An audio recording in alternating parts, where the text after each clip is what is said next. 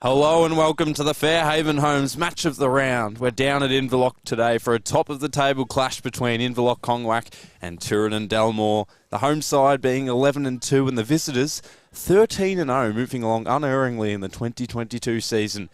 Bailey Allen will join us shortly, but we'll flash back to their previous matchup in round 7 where the game was still hanging in the balance until the final quarter, where Tooradin-Dalmore displayed their intrepid game style to win by 37 points. The Adam Oxley goal, of course, at the end of the third quarter really sent them into the break with some confidence. And from there, they consolidated the lead. And as I mentioned, a 13-11, 89 to 7-10, 52 win. Best players for Tooradin-Dalmore, Brent McCaffrey, of course, highly respected amongst this Tooradin-Dalmore side. Alongside him, Lewis Hill, Dylan Parlberg, the backman, James Trezise, who's a lively forward, Brady Egan, who has the big right boot, and Blake Brewer, who's definitely accustomed to kicking large bags of goals.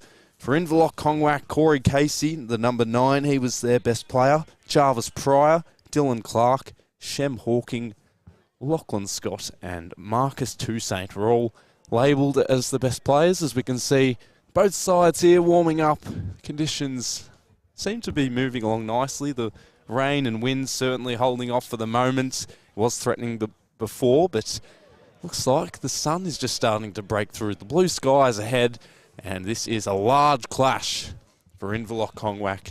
Tooradin, well, they're 2 wins ahead of second place and third place being Inverloch Kongwak. And last week, in round 13, Tooradin, well, they defeated Kilcunda Bass by 74 points. It was 106, 15 goals and 16 behind. So it could have been a lot worse for Kilcunda Bass, who were 4-8, 32. And again, in Tooradin-Dalmore's best players, we had Brady Egan, Liam Adams, Julian Suarez, Adam Galea, Brad Lenders, and Stephen Robin. For the goal kickers, well, Julian Suarez, he was the best on with 5 goals. Brady Egan had 4. Stuart Scanlon had 2. And he had 7 the last time that we called this side, who played Phillip Island. And single goals for Brad Butler, Jehi Esler, Matthew Livermore, and Brent McCaffrey. And Inverloch Kongwak, they were also victorious against Corumbarabina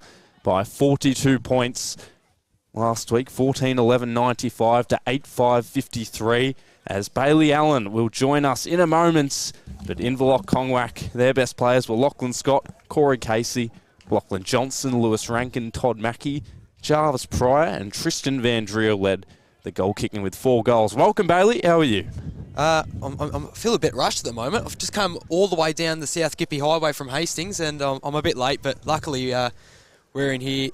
We're back out here at Inverloch for what should be a great game between the undefeated Tooradin-Dalmore Seagulls and Inverloch Sea Eagles.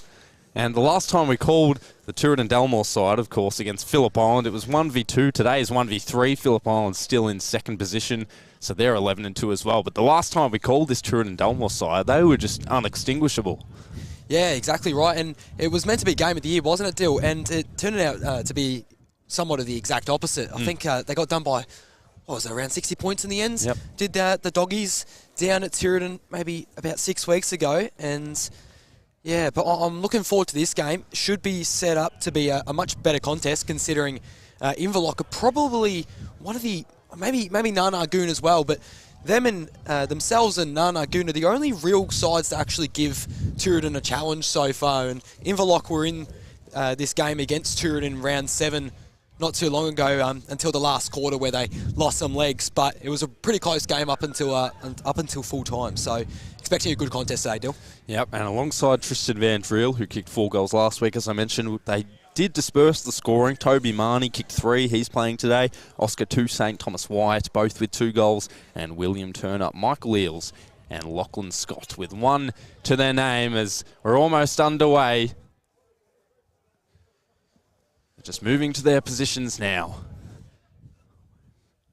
And we can see the crowd next to us. Well, they're certainly boisterous, and wouldn't be surprised if you did hear them after a big goal. And the start that Inverloch Kongwak need is definitely a 2 to 3 goal start. They're kicking. We'll wait to see if they're against or with the breeze.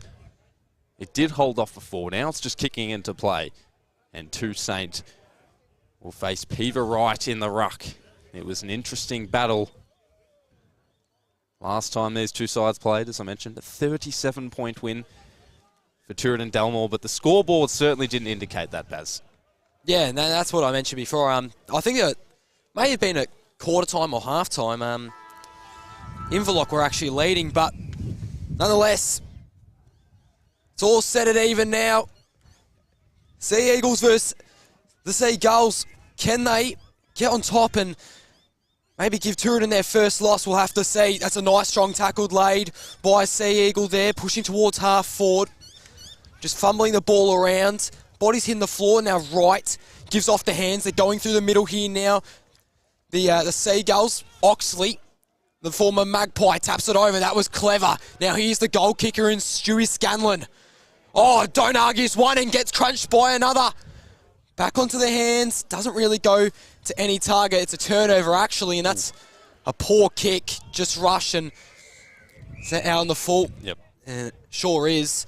So, chaotic start of some sorts to start out. In fact, they've actually called a throw-in. Oh, I thought it might have been out of bounds, but just hit the boundary line in the end. So Wright taps it out to in front of him. It goes over the boundary line again. And the Sea Eagle was tackled by James Trezise. Lively last time these two sides played. Just in front of centre wing and the grandstand where all the Inverloch Kongwak fans are camped at the moment. Right, out of the ruck.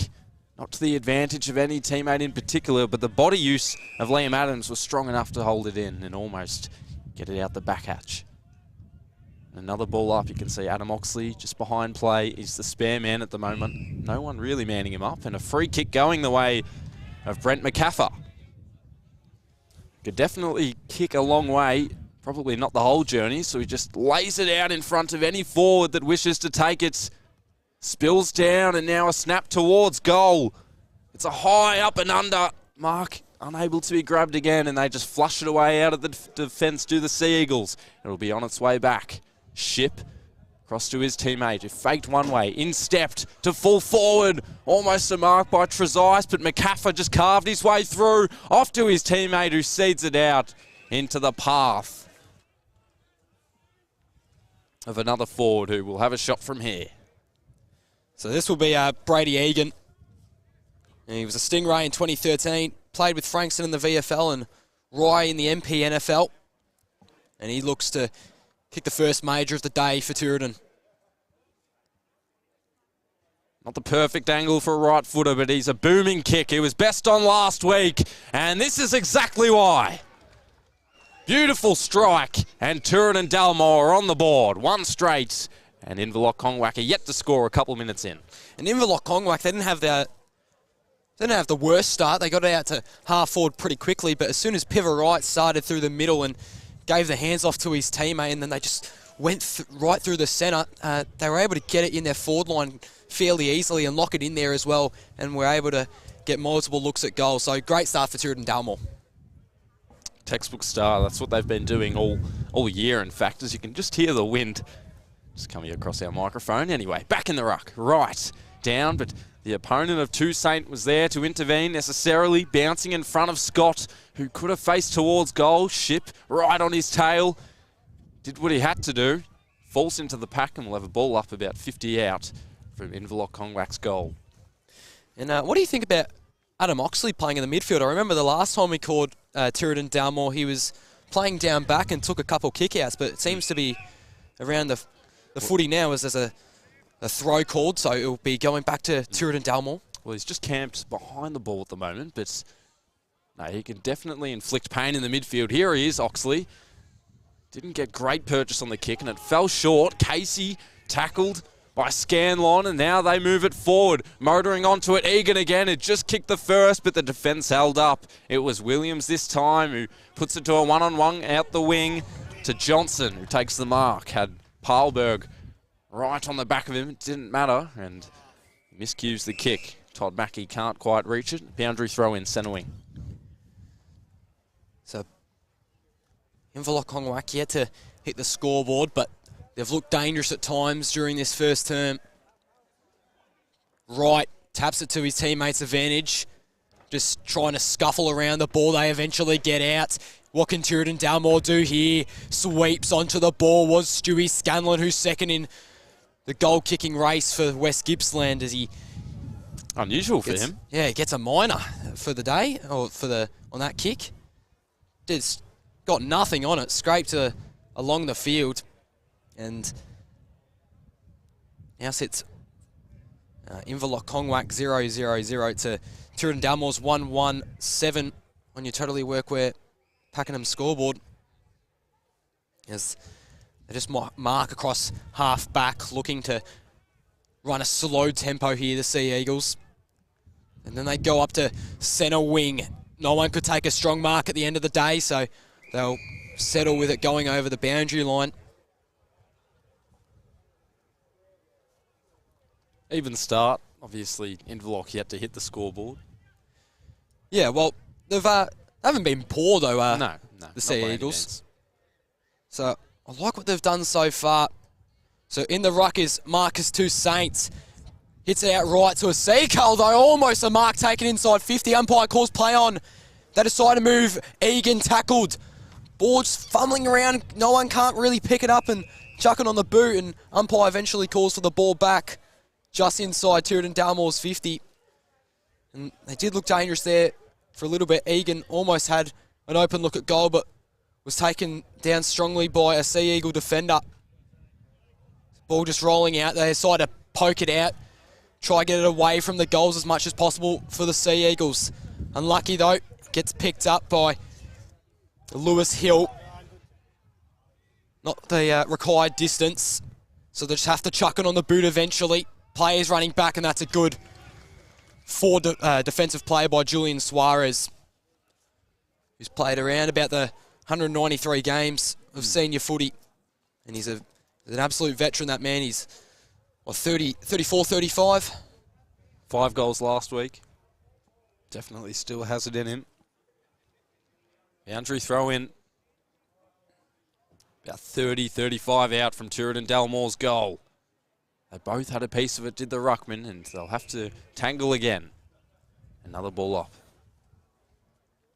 But yeah, as you mentioned, Julian Suarez, the 5 goals last week. He's had experience for sure. He's moved from Aberdelphi and now Tooradin since 2012, can play any position on the ground as it just bobbles around for the moment.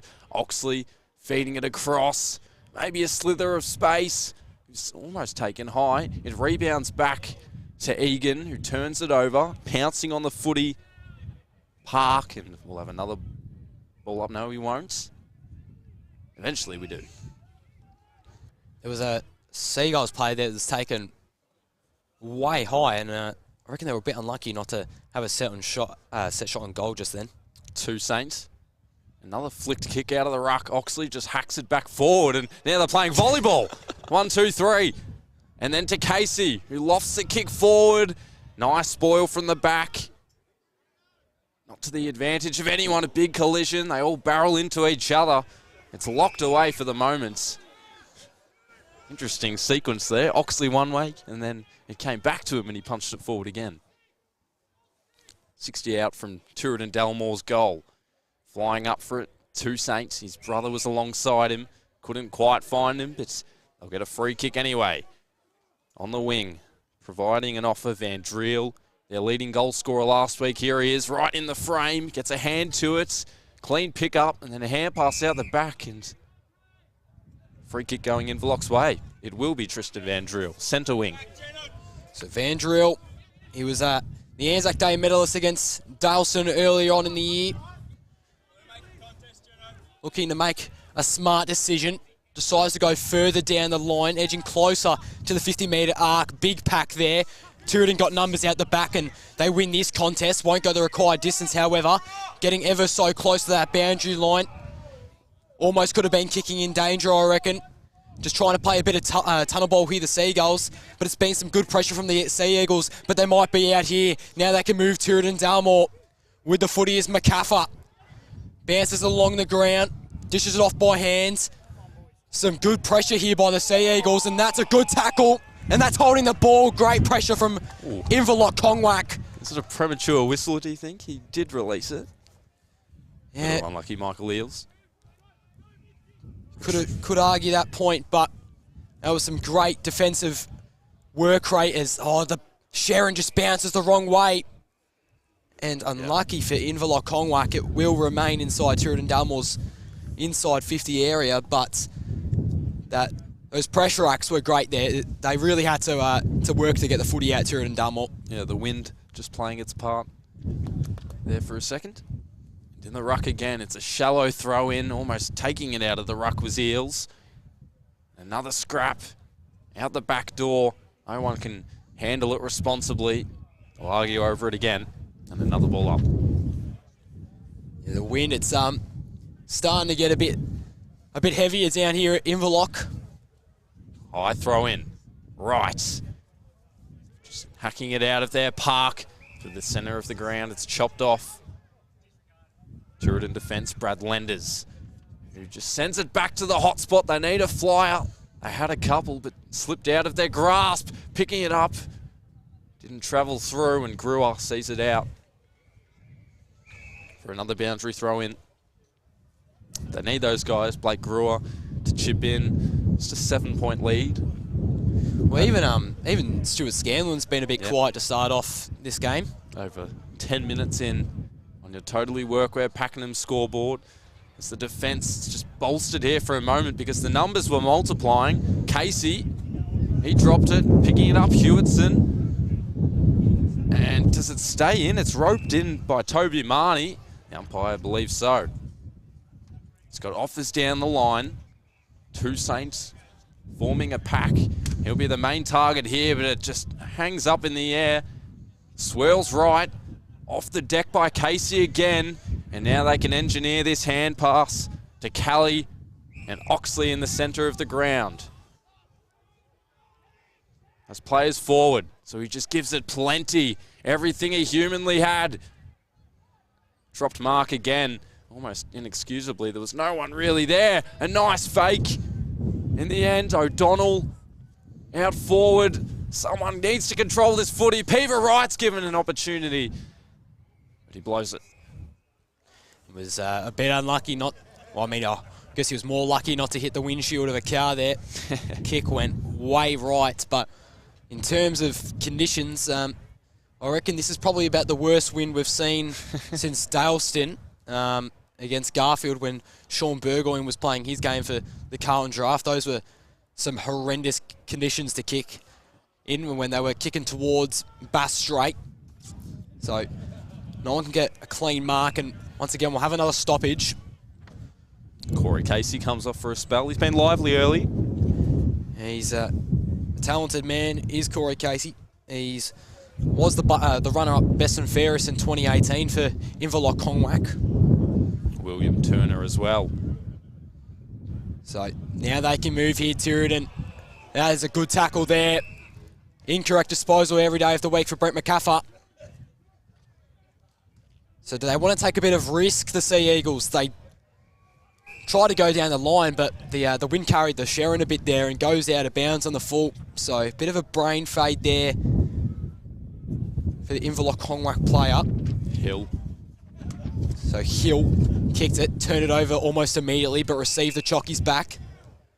So now he can compose himself further. Give the ball a root. Down at about right half forward. Goes out of bounds. And Lewis Hill, the guy that kicks that ball before, was a member of the Eastern Rangers in 2021. Bit of a stalemate for the last couple of minutes. The only goal scorer so far being Brady Egan, and they're just trying to survive in defence. Almost suppressed again, out of defence. To centre half back, it'll be on its way back through the agency of Hill, who lays it out. And that is a comfortable mark in the end by Trezise. That was an early contender for mark of the day. Certainly. Stretched out the body nicely and went towards the flight of ball and was able to take a clean grab. A tough angle here, though, for James Trezise. Certainly tough, but he does have the tendency to pull a rabbit out of his hat, produce some magic. He He's one of their highest goal scorers. The last time we called him, he was lively. He's just stuck that out to the left, and it'll stay there. Yeah, they're second behind. I do remember calling Trice's name a lot the last time we called Tooradin-Dalmore. I think that Phillip Island game, Stuart Scanlon, he had, what, 7 or 8? Yes, eight. It's an absolutely outstanding performance. Williams with O'Donnell on the mark. It was only listed to play in the last couple of days. Again, this is going to sweep out to the boundary line. It stays in play, and snapping it up was Ship, who gave it off to his teammate, who managed to straddle the line successfully. Trezise on the left. Nice clunk from Hill again. He remains active to centre half forward. And to his own detriment, turns it over, and now they're in pursuit. They need some run, and they get it across the wing. A one-on-one front position taken by Tooradin-Dalmore. He's played it exceptionally well. Has he? Oh, the umpire says play on. There was a whistle. Not sure what it was. In the meantime, Inverloch Kongwak enter forward. A contest. It was broken up in the air. Garnham will apply the pressure. Across goal now. Comfortable mark. And Tooradin-Dalmore, they've got outlets. Trezise at the wing. Just dismissed his opponent, took the mark, and then kicked short. Now it's sent back in by Butler. It didn't bounce obligingly, but he made it work, did Lewis Hill. And here is another snap forward, but that wind showcasing what it can do again.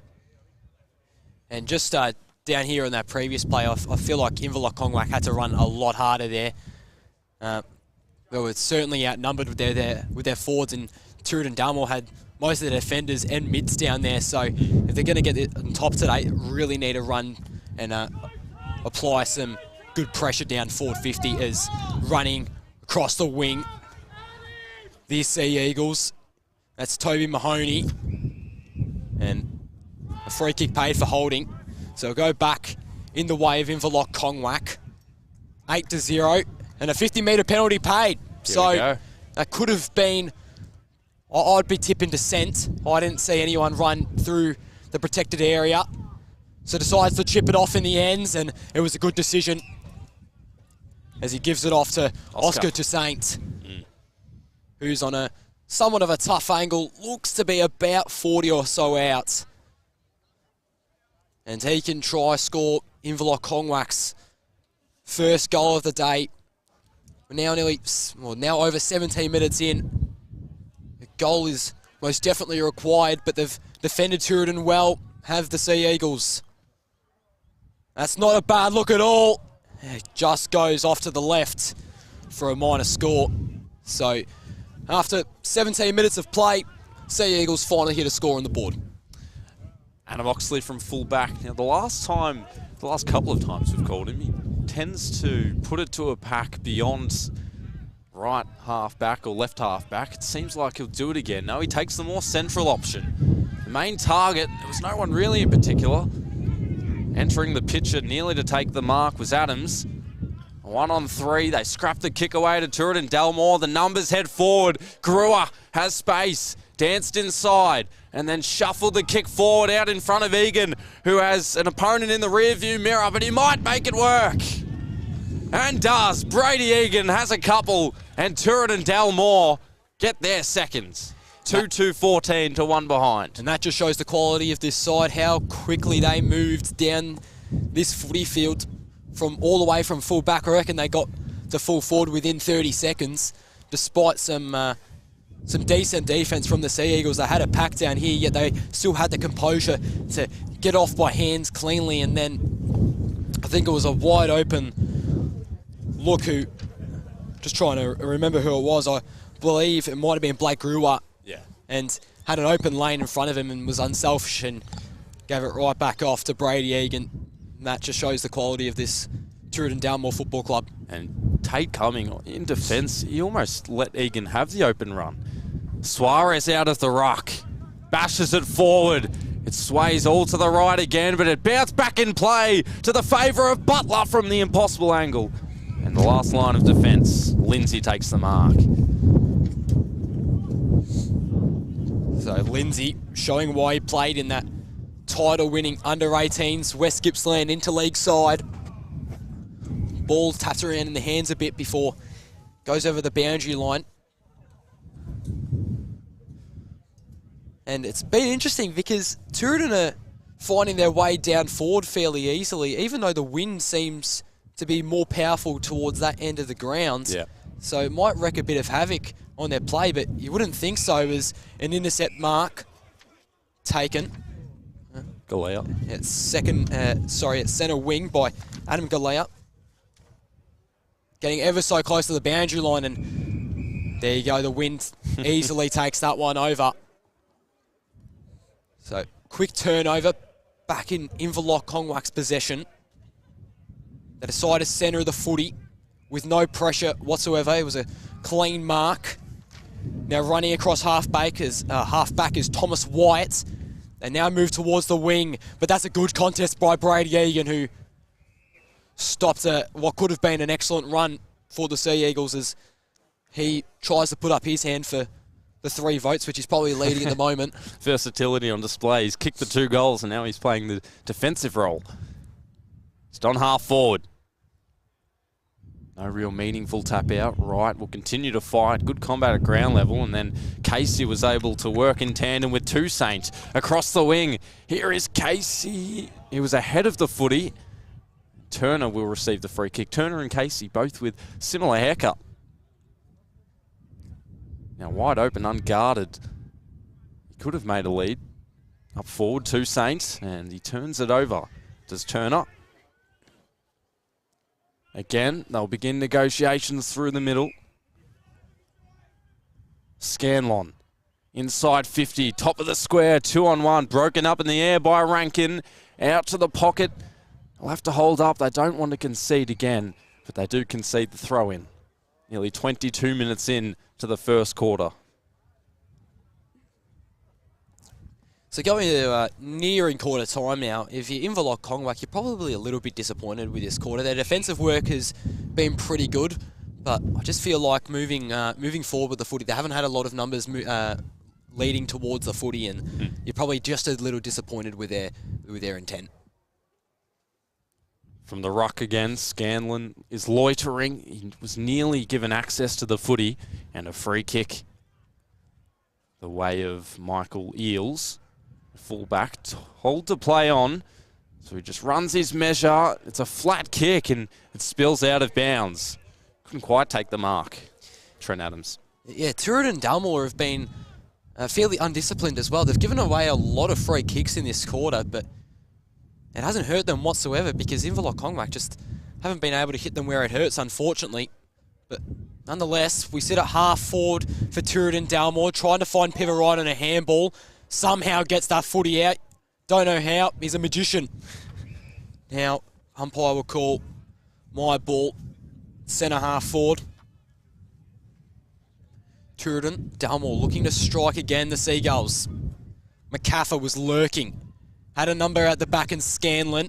Didn't go the required distance. Now McCaffer just chucks it on the boot. Almost the 1 mark taken. Oh, that could be high. Push in the back, and Trezise will have another look at goal on a much easier angle this time, but he's got to take into account this strong wind.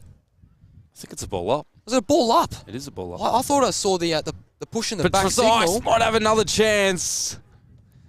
I could have swore that was pushing the back. He gave out the hand signal, but my mistake. Trezise still ends up with a behind in the end. So I suppose not much change in the end, but it did look like the umpire gave the push in the back signal. Give you that, Baz. From fullback again, joining the throng, Toussaint slips through the fingers of Ship, but he's persistent. He grabs it with the second effort, turns it over, coming out of the rubble. No teammate forward for Inverloch Kongwak, apart from Tristan Van Drill, who was by himself, but they just couldn't get the footy to him. Nearly 24 minutes in. Should be a shorter quarter than expected. Plenty of stoppages, but only the 2 majors in the way of Tooradin-Dalmore, both to the name of Brady Egan. Another throw in, centre wing. Pever Wright juggles it to himself and then hacks the kick forward.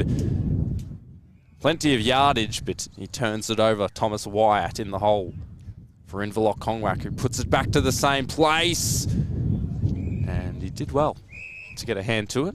Prevented it from being out on the full.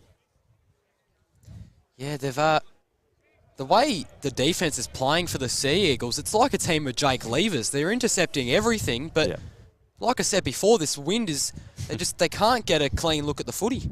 They do for a moment until McCaffrey entered the scene, left it without the football, and Johnson actually exited with a kick.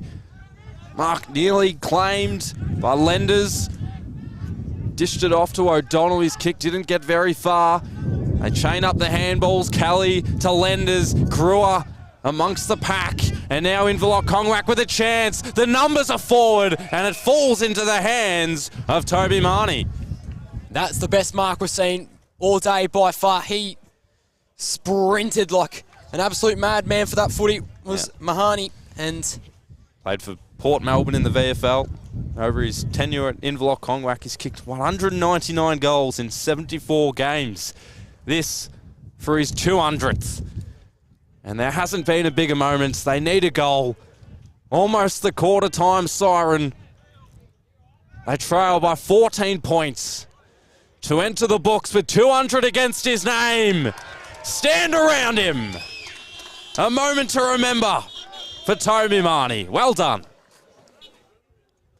I was getting a little bit worried on that set shot. He got awfully close to the man on the mark, but no, it was a great kick at the end of the day, and Toby Mahoney gets his side up and about. Had 3 last week against Curran Burrabina as well. So, but no, I just loved his run towards that mark, and he knew he had a seagull coming towards him, and he still marked it even with the player under his knee. So it was great courage. As we're now 26 and a half minutes. Excellent milestone. Yeah, 200 goals as well. That's even better for that man. Pivot right. Won the hit out, but didn't really get out to anyone. Now they've got a bit of momentum behind them, the Sea Eagles. Ball has a mind of its own. Turns around. Does Van Driel. It's getting further back. Need to push forward here, the Sea Eagles. Tapping it up above. Van Driel, he was out of bounds. So another stoppage. Getting awfully close to the Sea Eagles forward 50. To the camera as well. Yeah, it's been a great past couple minutes here for Inverloch Kongwak. Pivot right. The bigger body in the end smacks it out towards centre wing. Well, they'll enter the quarter-time break now with some confidence. They just needed a goal, did Inverloch Kongwak. And beautiful strike by Toby Marnie. Centre wing again. Nearly 27 and a half minutes in. It's 2-3 to 1-1 on the Totally Workwear Pakenham scoreboard. McCaffrey can hunt this down. He was taken out of it. O'Donnell escorted over the line. Another boundary throw in. Pivot right's been another guy he's been terrific in the ruck as well. Usually likes to go down forward, but no, he's been great today so far. He loses that contest, however. So once again draws closer. Didn't have the footy. Umpire ignores it. And the throw. Here we go. Yeah, bit of a harsh call there against Blake Euro, I reckon, but nonetheless, we'll go against Tooradin-Dalmore, looking for options. Here decides to go back a little bit. He hasn't got much time left before the siren goes. They've entered inside 50. A big lead. Oh, almost a big grab from Toby Mahoney as well, but it was Ship ruled as a push in the back as Ship, who has been a great defender. Mark taken. Gives it off by hands to McCaffrey. Now Oxley going down the wing. That's a big kick. Goes almost the length of the field. Dribbles. Could you imagine if it went through? It won't. They'll get back in time, the Sea Eagles. And just like that, coast to coast. And it's back in Tooradin-Dalmore's 50. Just like that. That's the best of probably 60, 65, 70 metres. Yeah, it was a great kick from Adam Oxley, who's got a bunch of AFL experience under him. But Well, I stand corrected. This quarter is now 29 minutes and ticking. One last chance for Tooradin-Dalmore. They just need to collect the footy. The defence again. O'Donnell in the picture. Can't quite bombard the defence, can Tooradin-Dalmore. They're holding up well at the moment. Casey threads it through, And just losing control. Right, he can capitalise. Nearly a mark at the top of the square. Another dispute. Operations continue for Tooradin-Dalmore. They need a goal. Egan couldn't kick it off the ground. His teammates almost manufactured a goal. It still springs around, skipping towards the boundary line. And nearly 30 minutes in. 15-7 on your Totally Workwear Pakenham scoreboard. Ball thrown back in. It sails near the boundary line again. A strong tackle laid. Makeshift hand pass. McCaffer putting his body on the line. They were trying to exit, but there's potent seagulls everywhere. Prolonged tackle again. And now they feed it out the back to centre half forward. Does he have the distance? Well, he'll need to. Dylan Parlberg. He'll be the best of 50 metres out. The wind right behind him. The fans watch on to give them a 14-point lead off the boots. It was decent. It's pushed through for a behind. And at quarter time, it's been an arm wrestle. Tooradin-Dalmore 2-4-16 and Inverloch Kongwak a 1-1-7. Definitely an intriguing first quarter. We'll be right back with you for the resumption of the second quarter, brought to you by Fairhaven Homes, our match of the round.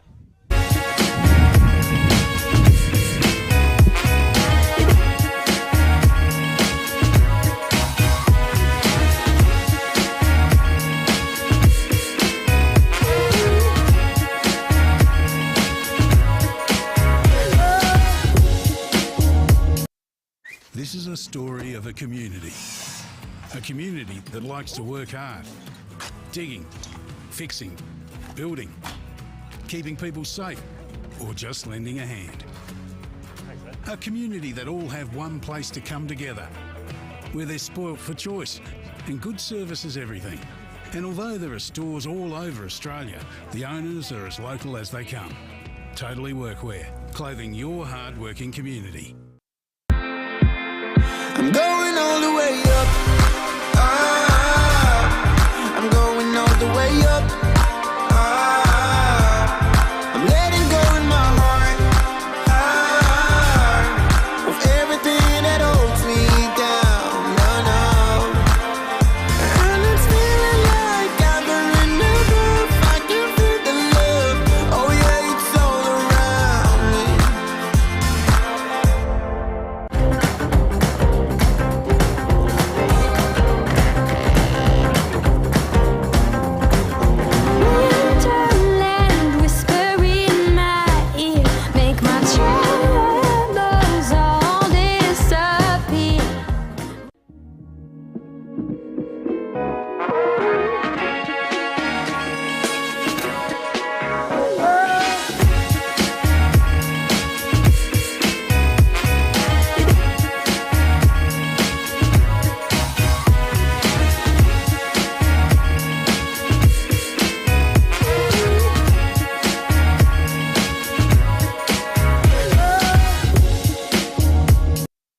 This is a story of a community that likes to work hard, digging, fixing, building, keeping people safe, or just lending a hand. A community that all have one place to come together, where they're spoilt for choice and good service is everything. And although there are stores all over Australia, the owners are as local as they come. Totally Workwear, clothing your hard-working community. I'm going all the way up. I'm going all the way up. I'm letting go in my heart of everything that holds me down. And it's feeling like I'm in the groove. I can feel the love. Oh yeah, it's all around me.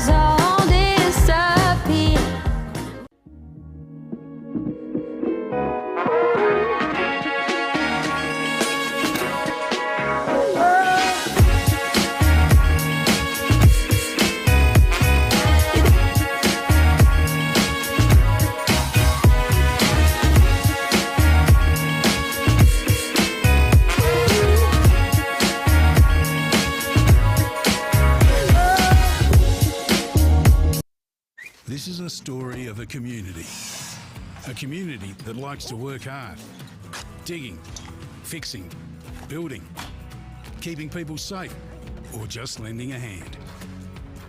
A community that all have one place to come together, where they're spoilt for choice and good service is everything.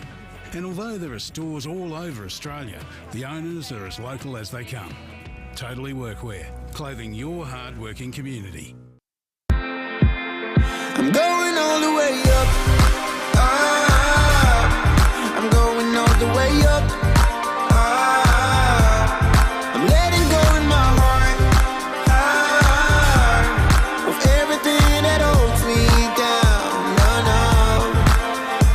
And it's feeling like I'm in the roof. I can feel the love. Oh yeah, it's all around me.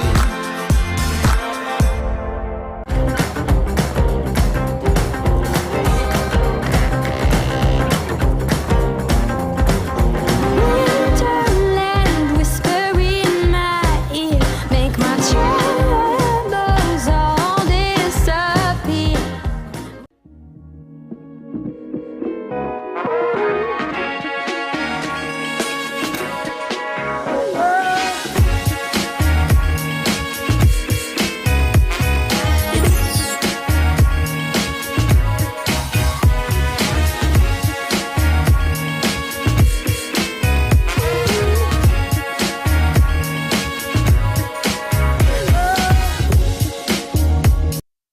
This is a story of a community that likes to work hard, digging. 1 quarter down, it is Tooradin-Dalmore 2-4-16 to Inverloch Kongwak's 1-1-7. Any observations from the first quarter, Bailey Allen? Yeah, I think it was a fairly even quarter. Tooradin-Dalmore definitely had the edge there. But towards the end of that first term, Inverloch Kongwak, they had a bit more fight going inside 50. But, yeah, I think when they intercept the footy with a mark, they just need to have a bit more composure when disposing of the ball, because I've noticed a lot of times it's either gone right back out of bounds for a stoppage or they've turned it over again. So, and the midfields need to make a bit more run towards the forward 50, apply that pressure, Yep. so it can stay inside that 50 like Tooradin-Dalmore have been doing, and then they'll find a lot more success going down forward the Sea Eagles. And it'll be interesting to see how they do reply, but as you mentioned, they did have the second half of the first quarter really under their control. Plenty of inside 50s. They were able to kick the goal. It was Toby Marnie's 200th goal. One that meant a lot to him and to them as a team. We'll see if it gives them a bit of a morale boost. Waiting for the siren, nearly ready to go. Start of the second quarter, and for Tooradin-Dalmore, they just need their live wires to come to the forefront of the game. The Scanlons of the game. We've seen Egan kick two, and Pever Wright will face Toussaint, who swipes it forward, and immediately a free kick going Inverloch Kongwak's way. Park, inside 50. Couldn't get a mark, but he might have a rover out the back. Toussaint stepping one way. It was a brilliant tackle in the end by Liam Adams. He refused to give up a goal. And it is plays like that that are well commended as they all congregate at the wing. Sharked in the end by Trezise, who flicks it forward, but the wind just carried it back. And another opportunity, a 1v1 down the field. Brewer played it to himself, did what he had to do. So, not much happening so far in this first minute or so, or almost a Sea Eagles goal, but it was a good tackle by Liam Adams, as Dylan called before. So, boundary throw in. We've had a couple stoppages today, and here's another pivot right in the ruck. Just trying to find any option in Marcus Toussaint.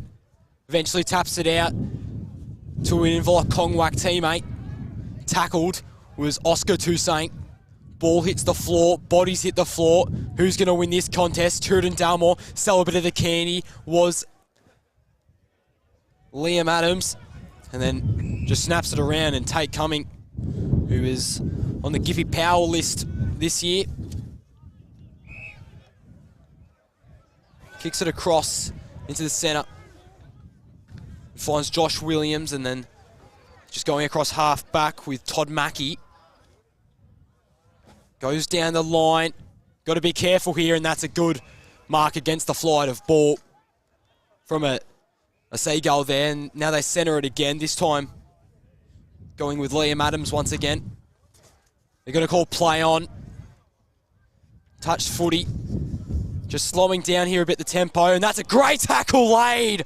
Holding the ball, Marcus Toussaint was hunted down. Couldn't do anything about it by on a tackle by Blake Brewer. 2v1, and that's a great grab. Great contested mark from Lewis Rankin, who was a part of the 2017 Premiership squad at the Inverloch Kongwak Footy Club. Of course, they beat Coral in that 2017 Grand Final by 95 points in the inaugural Premiership for this league. Force out towards the wing, probably should have marked that, was Joe Silmalis. Now Oxley chasing the footy, tries to turn the body inside out, but decides to go backwards to go forwards and dishes it off by foot. Now long high ball, and that's going to be out on the full as the wind carries it over. Trezise couldn't get back in time. Now Wyatt to take the free kick. That's a straight kick. It's a target right in the hands. It goes back with the left. Now that's not looking like a great kick without being able to bounce on the full. Not quite. Will just remain in play before going over. Positive result in the end, you think, for Inverloch Kongwak? Yeah, getting closer towards the 50. That's really what they need at the moment. So not a bad result at all. And another throw in. It's taken away by Tooradin-Dalmore. Risky kick, and now they can kick away with length, and they do to the wing. Butler turns around, ready to expedite movement, and a prominent fist in the end by Rankin, still alive, linking up by hand. Marnie back for Rankin. Across half-back, it was a perilous kick. It's picked up by Williams, and he managed to evade Egan. Out to the wing, turns it over. McKenna off to Adams, whose kick was smothered, so McCaffer had to improvise and did by hand. Adams again fighting hard, McKenna in the thick of it. It jigged out to Inverloch Kongwak, who put it to centre half forward. It's touched away. Van Driel driven into the turf by Oxley. An immense tackle. And a ball up about 50 out from goal at left half forward for Inverloch Kongwak. High throw in. It tapped down to the advantage. A snap around the pack. A goal that would have loved to see. And it's missed to the near side. 1-2-8 to 2-4-16. Tooradin-Dalmore doubling the score of Inverloch Kongwak here at Inverloch Recreation Reserve on your Totally Workwear Pakenham scoreboard. And probably had enough. He had Seagulls closing in, but probably had enough time to give to a different option there. But nonetheless, Oxley will take the kick from full back for Tooradin-Dalmore. As we mentioned before, he never really goes towards the centre apart from his previous kick out, I should say. Loves to go left or right. This time he goes to the right of field. Ball tapping around, hot potato. O'Donnell trying to get towards it. And was run over the line by Wyatt, who's averaging just over a goal a game this season. He's had some stints at some other clubs across Victoria, but has been a Sea Eagle most of his career, has Tommy Wyatt. So throw in to St. versus right. McCaffer try to find Suarez. Ball just keeps on getting tapped up. Now they can move Rankin across half back. Not a clean looking kick. Now the Tooradin Seagulls are out. They need a move here. Do they have an open option in Scanlon? Not quite. Rankin played in front, but pushes by Scanlon. Now tackled. They want ball to Sea Eagles fans. Umpire says we'll be having none of that. Scanlon is a bit slow to get up. Had a great opportunity to go in goal, but it was some even better defense by the Sea Eagles, so kudos to them. Now they've got the footy. Snaps around the body. Just off to the right. Not a bad look at goal. So it now sits as 2-5-17. Plays 1-2-8 on your Totally Workwear Pakenham scoreboard. Looks to be Rankin. Trying to find... Oh, sorry, it was actually Wyatt. Kicks it out towards half-back, and that's a great grab taken. Good strong mark. Now an even better kick. Turns it right over, though. Back in the hands of the Seagulls. Could centre it here. Doesn't listen to the advice I give and kicks it towards half forward right. Nearly took mark of the day. Gives it off by hands. Ball's just tumbling. No clean disposals at the moment. This looks a bit better. Grew up. Centres the footy to a teammate and then a little stab kick. Now that's Egan, who's already kicked 2 majors today. Gives it off by hands to Brewer, who runs onto it. Not a bad looking kick. Does it have the legs? It does. You bet it does. What a shot by Blake Brewer. Didn't think it had the distance, but just arched over the Seagulls defenders. And that's the 3rd major for the Seagulls today in a brilliant goal clicked by Blake Brewer, who's played a good game. And he extends the margin to 15, which may not seem like too much, but the way this game is moving along, it is enough to separate them. 2 goals against the breeze for Inverloch Kongwak now to draw level, or at least even in terms of goals. But they've had 5 more scoring shots, Tooradin-Dalmore. Just a little inaccurate, 3 goals 5. Obviously hard to be accurate in these conditions. As Wright had a favourable throw of ball up. You can see the wind carry it. Scrambled a kick to Egan, who has Trezise open to his left. And he has the lead of Scanlon. He went just ahead of him in the hands of Suarez, who will have a shot about 25 metres out from goal to extend the margin to 21. That was some poor defence there from Inverloch Kongwak. You cannot let Suarez get that open. 5 last week. Can play any position on the ground. Been at Tooradin since 2012. And he's missed to the near side. Fans not afraid to give him some advice. And it's a 16-point lead on the Totally Workwear Pakenham scoreboard. From full back.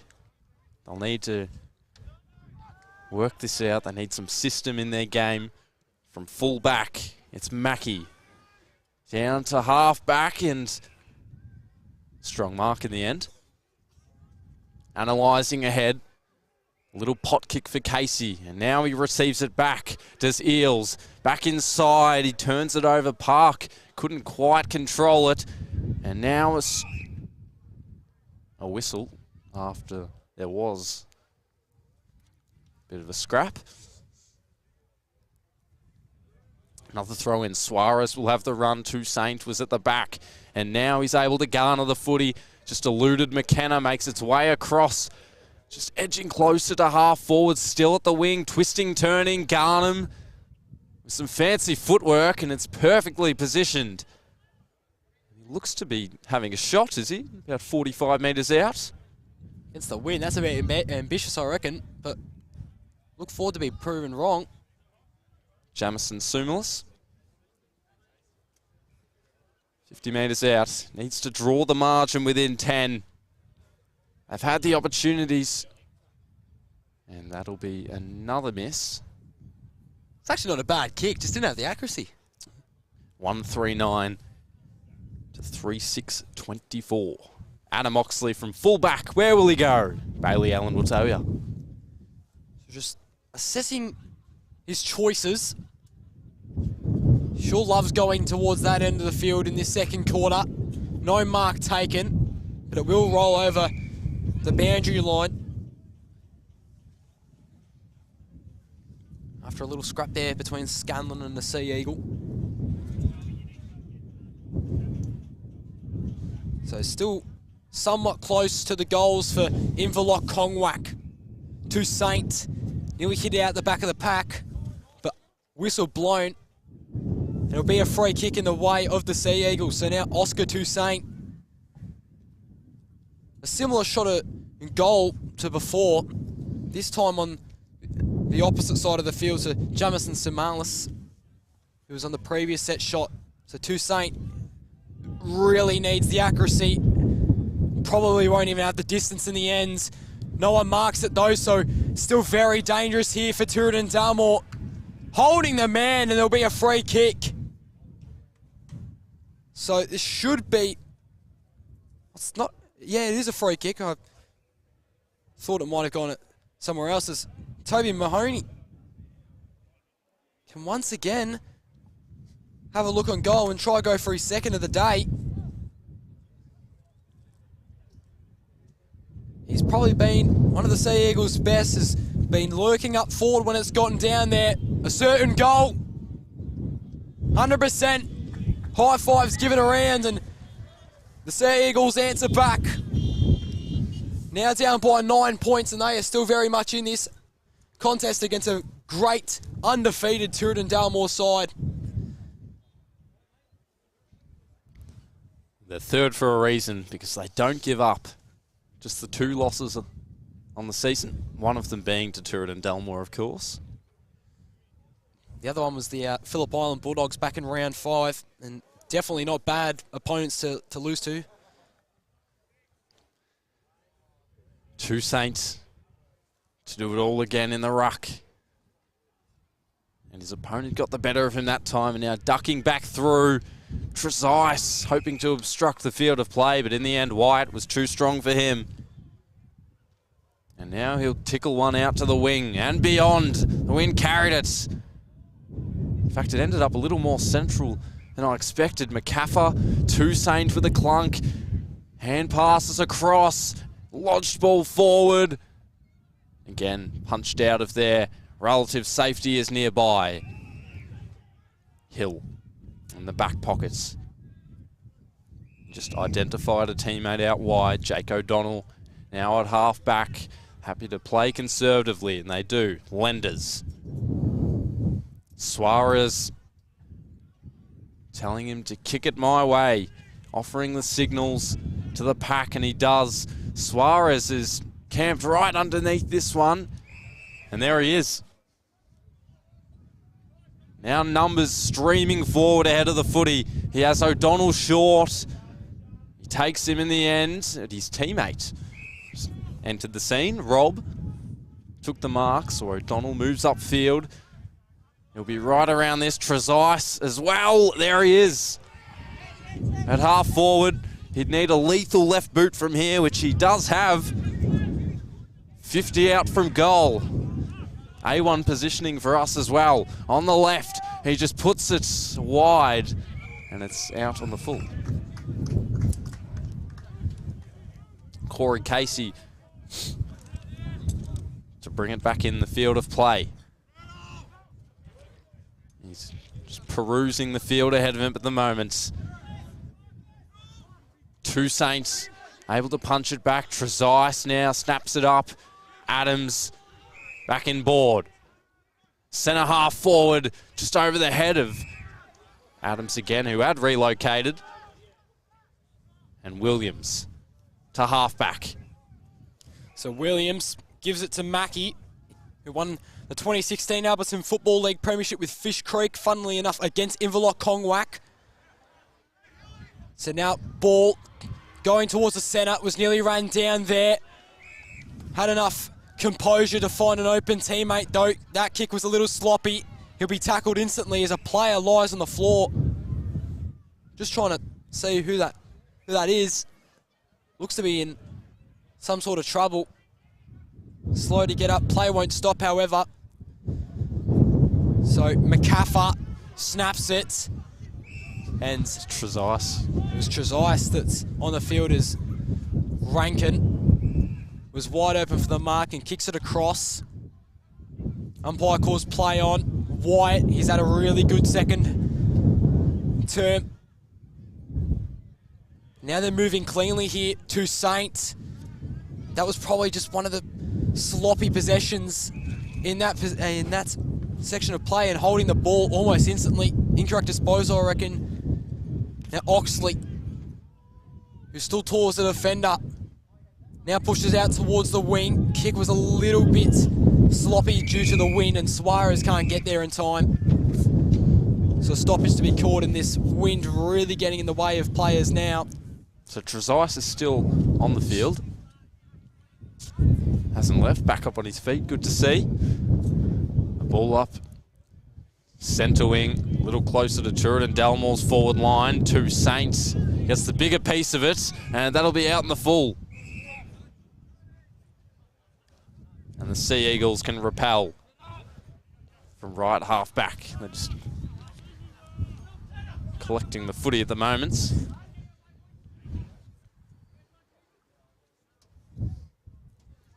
And as we do wait for it, so a 9-point margin, and it looks like they'll actually throw it in, but what have you noticed this second quarter, Baz? Well, I mean, I feel like Tooradin-Dalmore's ball usage is, its efficiency has dropped down a lot more, but they haven't been paying because Inverloch Kongwak haven't really looked dangerous at all during the quarter, so.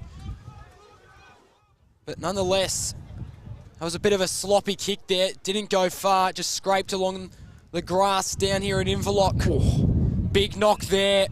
Umpire called, and yeah, Sea Eagles fans don't seem to be happy, or maybe that was... I think it was the Tooradin-Dalmore players. Yeah. Oxley did give Van Driel a bit of his elbow, and Van Driel might have a shot. He's 55 out from goal. He'll have to kick it. Definitely a goal scorer, we know that. And Turner also to his right if he needs. Oxley on the mark. Seems as if he's going to set sail.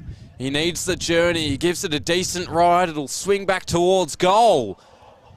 In the end, it didn't miss by too much, but it is a minor score.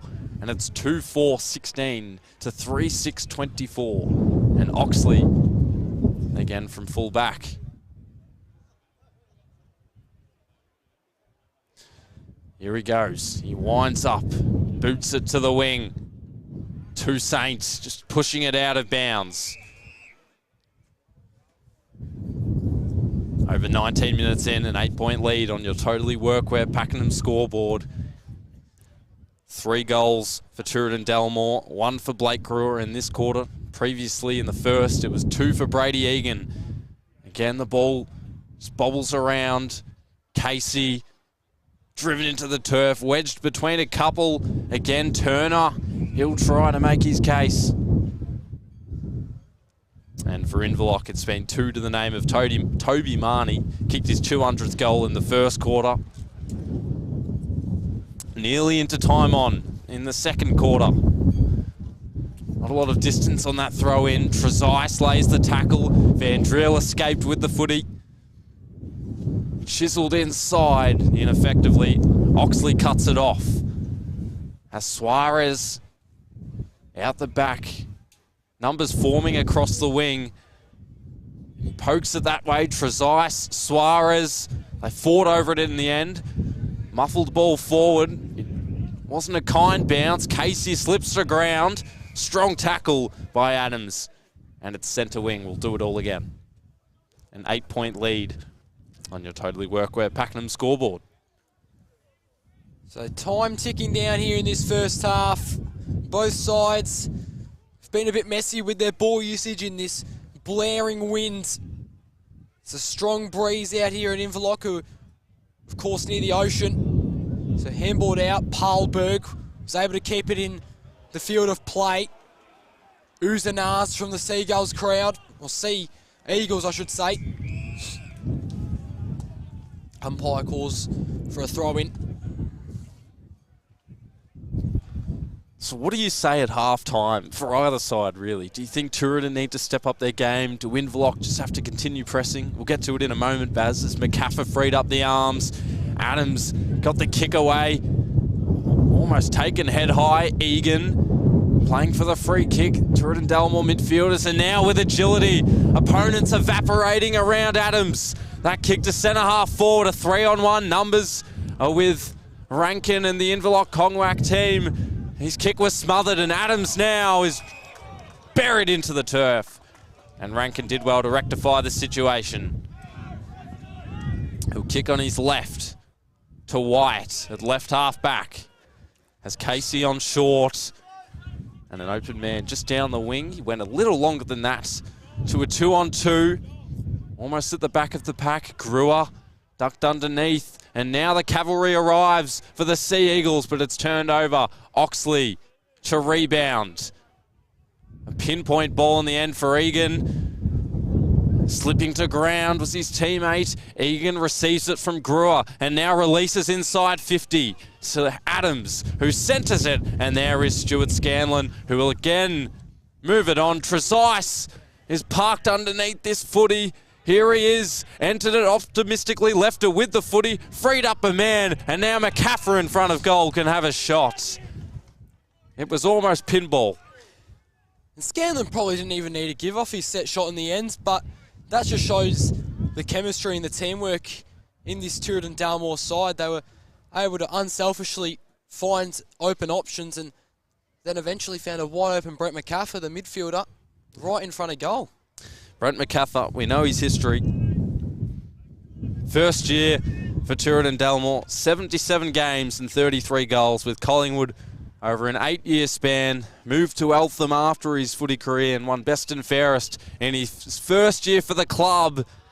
He struggled a bit with the distance, but in the end, it didn't matter. It's a goal for Tooradin-Dalmore, and they open up a 14-point lead just over 23 minutes into the second quarter on your Totally Workwear Pakenham scoreboard. You saw there, Trezise let Park know about it. There's some poor defensive work right there from the Sea Eagles that led to another goal, and they're now down by 14. And as we mentioned before, it doesn't sound like a large margin, but in a low-scoring affair like this, every point counts. So that really hurts Inverloch Kongwak. Let's see if they can respond quickly, however. Just going back to the question, what would you say at halftime? Well, for Tooradin-Dalmore, you'd probably just want more efficient use of the footy, but for Inverloch Kongwak, you'd hope to maybe get the message across to stop being so wasteful with their opportunities. They've had a couple sections where they've just been wide open and haven't been able to capitalise. That's holding the ball or a throw. Take your pick. So throw by Brewer. It was tackled by the ruckman in Marcus Toussaint. He played for the Gippy Power back when it was the TAC Cup, not the NAB League. It's marked there on the wing. Wyatt dishes off to a teammate on centre wing, and they decide to centre it a little bit. So some slow-moving footy here from the Sea Eagles. Not a bad form of footy whatsoever. That's a pretty good kick, but Oxley, all he had to do was take a couple of step back, and then cleanly take that one. So now he goes to the wing. Loves going to that location. Pivot right, nearly punched it forward. And another stoppage, 25.5 minutes in. Scoreboard reads 4-6-30 for the Seagulls, I should say, and 2-4-16 for the Sea Eagles. Got a bit of work to do going into this second term. Toussaint almost got a clean look of it. Could have snapped, but was too late. And just around the ground, we've got some score updates for you. Warragul Industrials 9-6-60 to Daleston's 2-2-14, and we'll return to it in a moment. So ball now in favour of the Seagulls. They're looking dangerous, going through the middle. They might be out here. In fact, they are. Looks to move the ball quickly. O'Donnell going against the flight of ball, and that is a missed opportunity to kill for the Seagulls. It's picked off easily by Mackie, who then gave it to his other backman in Rankin, who turned it over.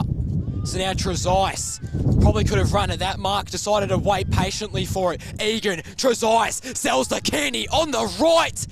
Good look on goal, goes to the left of face. Bunyip 3-1-19, Corumburra are 6 behinds. So a close game over there at Corumburra's home ground. Cooey-Rupp at 10-5-65, Garfield 3-3-21. They trail it by 44 points. And Coralin 8-11 to Kilcunda's 2-1. They lead it by 46 points. And there is the siren for half-time Definitely an exciting first half. Well, the wind was excited. It's 4-7-31 to 2-4-16. We will have a halftime show for you in a moment just to review everything that's happened so far. But one half down, one to come. Inverloch Kongwak are still in it. Tooradin-Dalmore have been a little inaccurate, but at the half, it's Tooradin-Dalmore by 15 points on your Totally Workwear Pakenham scoreboard. Everything that holds me down, no, no. And it's feeling like I'm in the roof. I can feel the love. Oh yeah, it's all around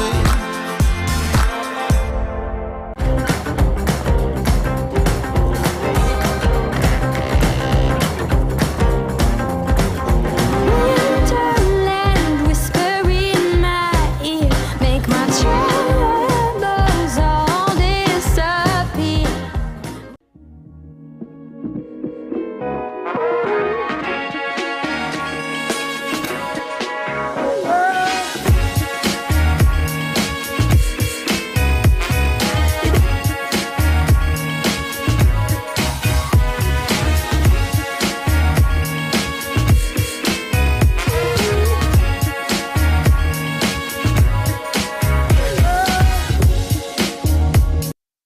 This is a story of a community that likes to work hard, digging, fixing, building, keeping people safe, or just lending a hand. A community that all have one place to come together, where they're spoilt for choice and good service is everything. And although there are stores all over Australia, the owners are as local as they come. Totally Workwear, clothing your hard-working community. I'm going all the way up. Ah, I'm going all the way up. Ah, I'm letting go in my heart. Ah, of everything that holds me down. No, no. And it's feeling like I'm in the roof. I can feel the love. Oh yeah, it's all around me.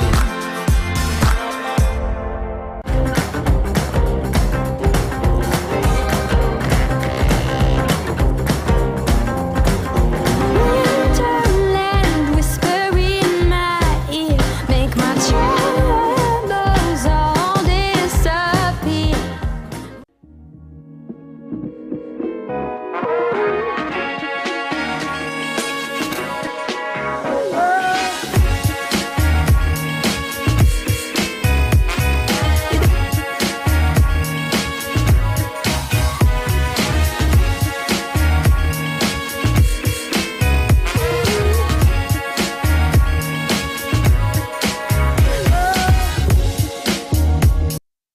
This is a story of a community that likes to work hard, digging, fixing, building, keeping people safe, or just lending a hand. A community that all have one place to come together, where they're spoilt for choice and good service is everything. And although there are stores all over Australia, the owners are as local as they come. Totally Workwear, clothing your hard-working community. I'm going all the way up. Ah, I'm going all the way up. Ah, I'm letting go in my heart. Ah, of everything that holds me down. No, no. And it's feeling like I'm in the roof. I can feel the love. Oh yeah, it's all around me.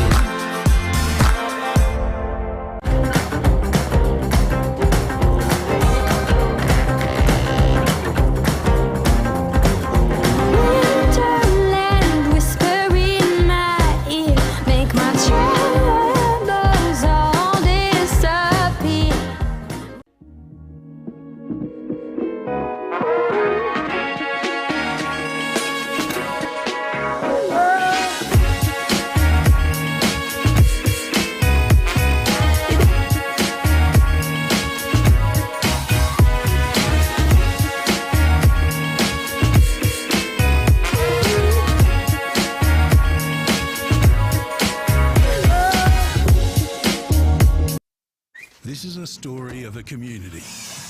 A community that likes to work hard. Digging, fixing, building, keeping people safe, or just lending a hand. A community that all have one place to come together, where they're spoilt for choice and good service is everything. And although there are stores all over Australia, the owners are as local as they come. Totally Workwear, clothing your hard-working community. I'm going all the way up. Ah, I'm going all the way up.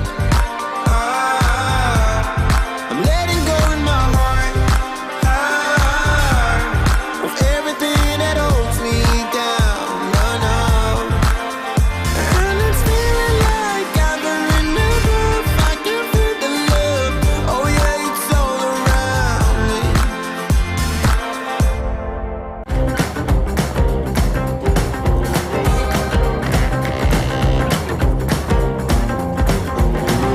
Winterland, whisper in my ear, make my troubles all disappear.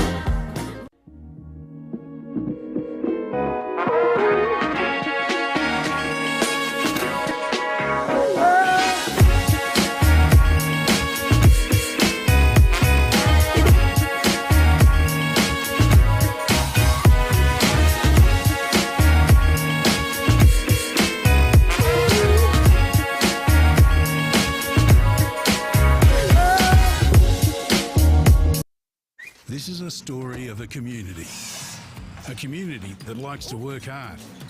Digging, fixing, building, keeping people safe, or just lending a hand.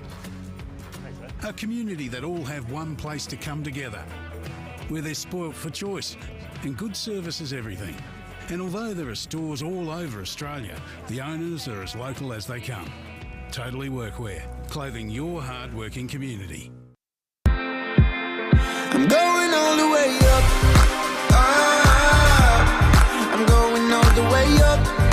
Ah, I'm letting go in my heart.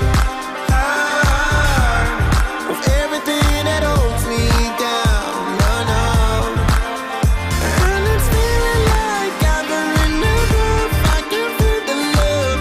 Oh yeah, it's all around me.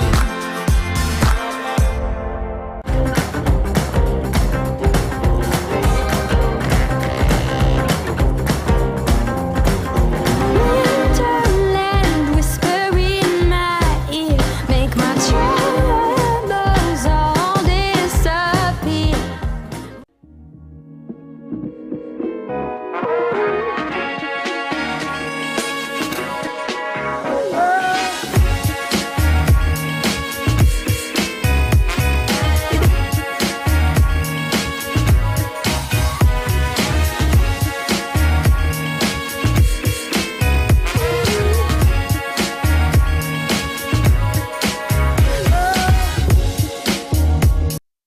This is a story of a community that likes to work hard.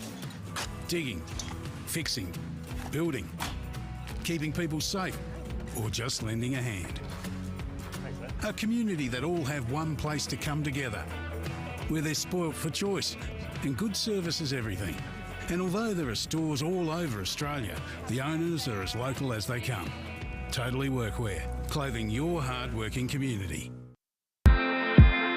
I'm going all the way up. Ah, I'm going all the way up. Ah, I'm letting go in my heart. Ah, of everything that holds me down. No, no. And it's feeling like I'm in the roof. I can feel the love. Oh yeah, it's all around me.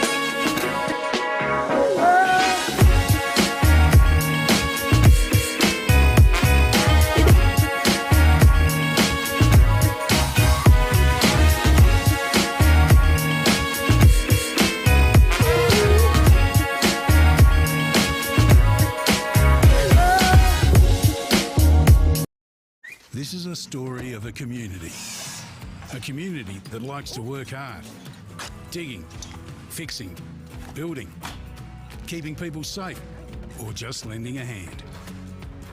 A community that all have one place to come together, where they're spoilt for choice and good service is everything. And although there are stores all over Australia, the owners are as local as they come. Totally Workwear, clothing your hard-working community. I'm going all the way up. I'm going all the way up. I'm letting go in my heart of everything that holds me down. No, no. And it's feeling like I'm in the roof. I can feel the love. Oh yeah, it's all around me.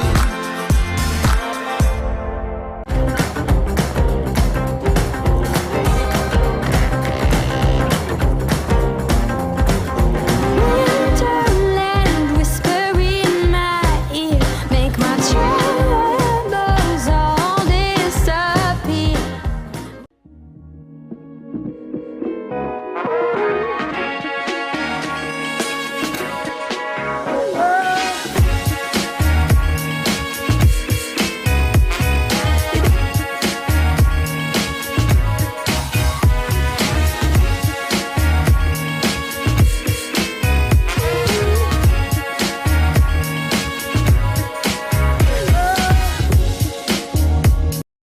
This is a story of a community that likes to work hard, digging, fixing, building, keeping people safe, or just lending a hand.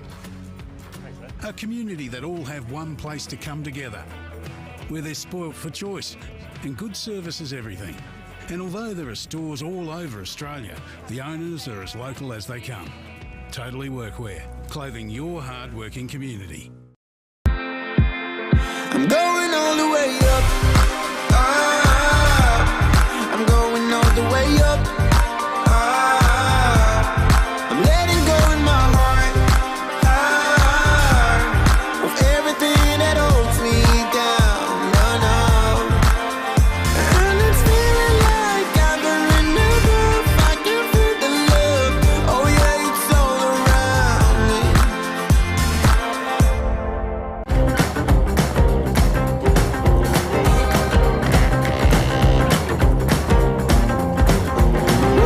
Wonderland whisper in my ear, make my troubles all disappear.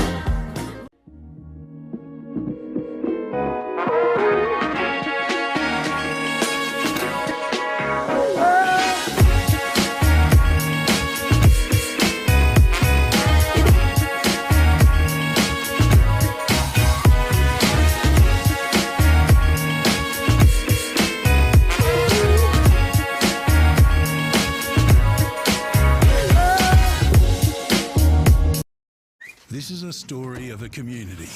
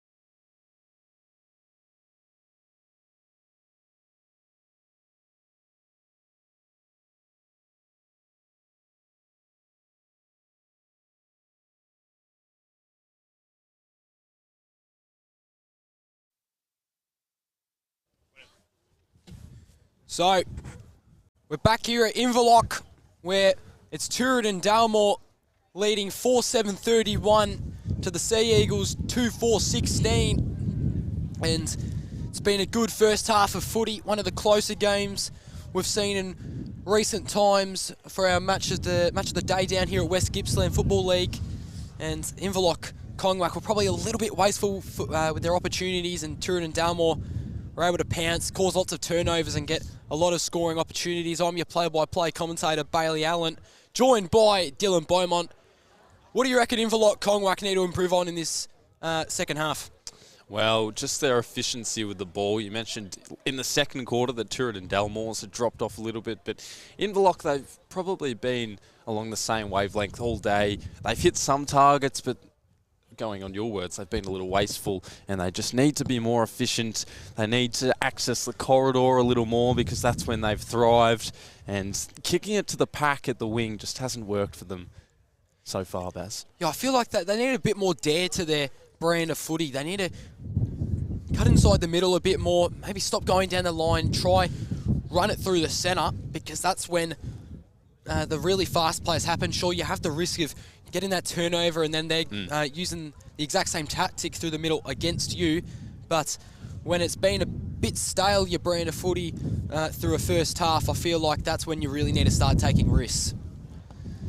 As the field, both teams have now come back on as we're ready for a big second half of footy.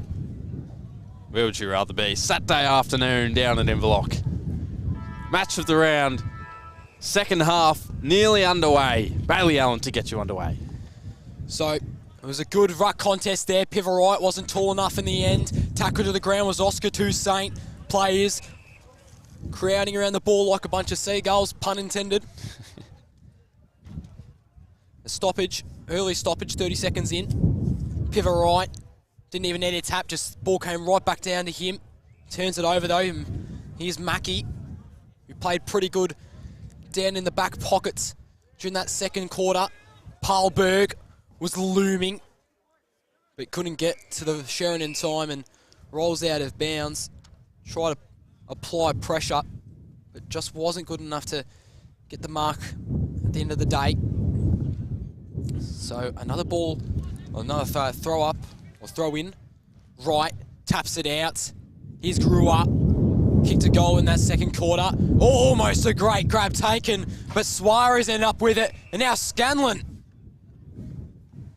after a chaotic course of play, Stuart Scanlon can look for his first goal in the third quarter. That's a sentence you don't say too often. He's second in the West Gippsland Football League goal kickers table. We'll see if he can have a big second half and perhaps overtake for first. He needs two. That's a good-looking kick. It's a came back. It has. Stewie Scanlon take a bow. The wind brings it back and curves like a boomerang. Nicely done, Stewie Scanlon. And if I check my notes here, I believe that now only leaves him with one goal from taking first place from Dermot Yorney of Narnagoon. Of course, the results depend on how he plays today, but Stuart Scanlon gets his first major of the day deal. Yeah, he had 26 goals in his previous 5 games before today. That's over 5 a game. So to say that that's his first of the day is quite astounding, and anomaly to the rest of it. And a 21-point lead has opened up. Totally Workwear, Pakenham scoreboard back in the middle. It's now Inverloch's turn to reply. Toussaint just craning forward to pick up the ball. Adams, another knock forward by Toussaint. Now they can consign it to a teammate in their forward 50, but it's just hurled out to the wing. A dropped mark, but it won't matter in the end for Lenders. He gave some protection to his teammate in Greer, who just hoists it forward. A one-on-one, Suarez with the front position in a battle with his opponent, who probably got the better of him in the end. And a ball up at right half forward, about 50 out from Tooradin-Dalmore's goal. Toussaint was not the ruckman that time. O'Donnell, Parlberg, McCaffer. Standing start, he blasts it to full forward. Strong spoil from, in the end, Rankin, and it didn't matter because the goal will be kicked. Certainly wasn't the cleanest passage of play, but similar to the last time these two sides played, They're out to a quick start in one of the quarters. It's a 27-point lead for Tooradin-Dalmore now. There you go, Jimmy Trezise again. Took a big hit in that second quarter. Strikes right back and kicks a goal. Was it his... Who came down here before? Was it his mum? Yes. Just checking up on him. Yeah, was checking up on him with us. And, yeah, after scoring that goal, you'd seem to think he's all good to go. So back in to the centre circle we go. Very much so. Back in business they are now, Tooradin-Dalmore. Yeah, Inverloch Kongwak have just a really poor start to the quarter, I reckon. And the defence has been a little subpar. See if they can give any sort of response to Saint. He's been great in the ruck today. Unfortunately, the Tooradin player wanted it more. Sirens blaring. Not sure who that might be. Might be the Ambos. It's not Trezise. To Saint. Kicks it out into space. Oh, it was actually a free kick, my mistake. And it'll be going back to Tooradin.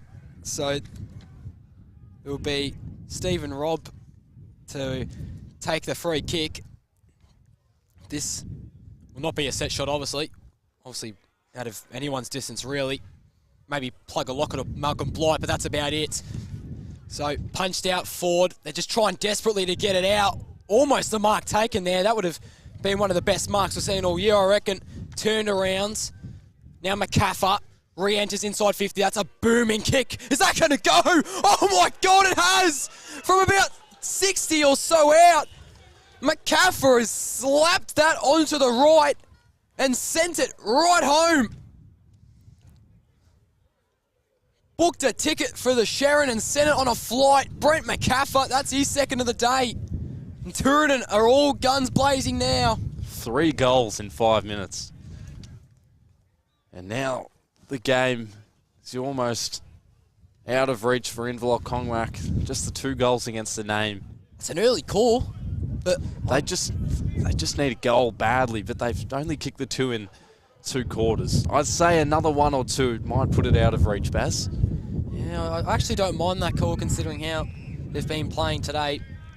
But I feel like 6 minutes into the third quarter is probably a bit too early for me just yet. Back in the middle. Handling it right. Out of the centre. No one can really break away. Now they do. Oxley standing in the way of Inverloch, just precluding them from threatening upfield, but they'll have a chance. And now Ethan Park is the avenue in.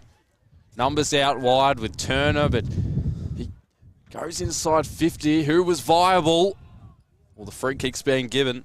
Toby Marnie, who's kicked their 2 goals today. They need to see him back up on his feet, but right now he's just wincing in pain, holding his neck, it looks like. Well, he certainly fell a fair way down. And taking the kick will be his teammates as Toby Marnie is just making his way off. Nope, it'll be Lachlan Johnson. 55 out from goal. Waiting for the green light. And now he's told to go, Lachlan Johnson. Deep engagement. A one-on-one, and now coming from all angles. But Oxley was the insurance out the back for the Seagulls. Short inside for Hill, and again across to Robb. And if Marnie's to be out for the rest of the game, that's a really big blow for Inverloch. He's been pretty much the only dangerous forward when they're going inside 50 for the Sea Eagles. To a band at the wing, Trezise. Sleight of hand, Hill again. Chipping ball over the top for Adams, who can motor onto it. Snaps it around the body. Just dribbling along the ground, and Scanlon quite content to see it over the line. 33-point margin, 8 minutes in. 3 goals in the quarter for Tooradin-Dalmore, and Inverloch Kongwak are yet to score. On your Totally Workwear Pakenham scoreboard, 1 to McCaffer, 1 to Trezise, and 1 to Scanlon. So all the prominent names for the Seagulls involved. Included in the play was Rankin, who had some leverage on the hand pass, and Turner's kick fortuitously fell into the hands of Lachlan Scott. Out to the wing, Turner. So some methodical ball movement. Sumalis at the wing. Van Driel maybe just nudged out of it by Garner, his teammates, and just constrained in the tackle. Inverloch Kongwak, and Adam Galea earns the free kick to Oxley at half-back, who has room to manoeuvre. Indulges in a bounce on an extended stroll out to the wing. A one-on-one gave his teammate Rob some leadway, and he clutches the mark, bounces back up on his feet, assesses what's ahead. They're up by 33, but they're looking to pack on the pain at the moment. Probing ball, and almost a towering effort. Trezise at ground level was waiting. The crumbs almost fell for Scanlon, but he's given away a free kick. And it's the Sea Eagles' turn from the back line. So intercepted. Poor choice. And now he'll go back. And it's Liam Adams to go back. I believe last week was his 5th year senior game, Mr. Adams. So congratulations to him. Number 51 today. Slide angle, about 47 out. Sprays it way left. Punched over the line for a behind. So I thought he probably could have given off there, Liam Adams, considering the wind and whether he had the distance or not. But still ended up in a score at the end of the day. So kicks it out to Casey. And he just slows down, assesses. Then he finds Mackie. Now they're moving a bit quicker here, the Sea Eagles. Another good mark taken, this time coming from a teammate, Sea Eagles. And there you go, far too easy for Cooper Ship. He intercepted it quite well, read the footy great. It's already been 11 minutes through this third quarter. That's another good mark taken. Stood in front, brought it to the ground. And another drop kick. That's a good lead there by Suarez. A great run. And he leaps out at the ball. Really tough angle. With authority too, didn't he? Yeah, well, that's just the veteran experience he brings. Does Suarez.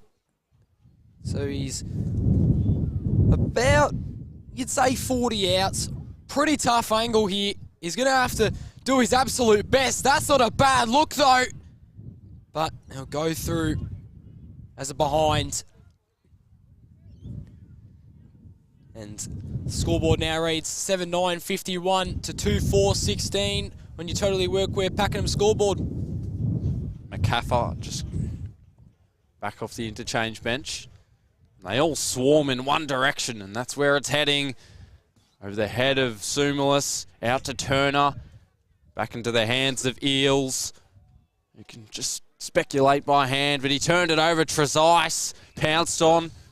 Ball up. But they've certainly stamped their authority. Oh, Suarez did just then, but this quarter, Inverloch Kongwak yet to score, and 3 goals in the first 5 minutes for the Seagulls. just all the sting's been taken out of the game, hasn't it?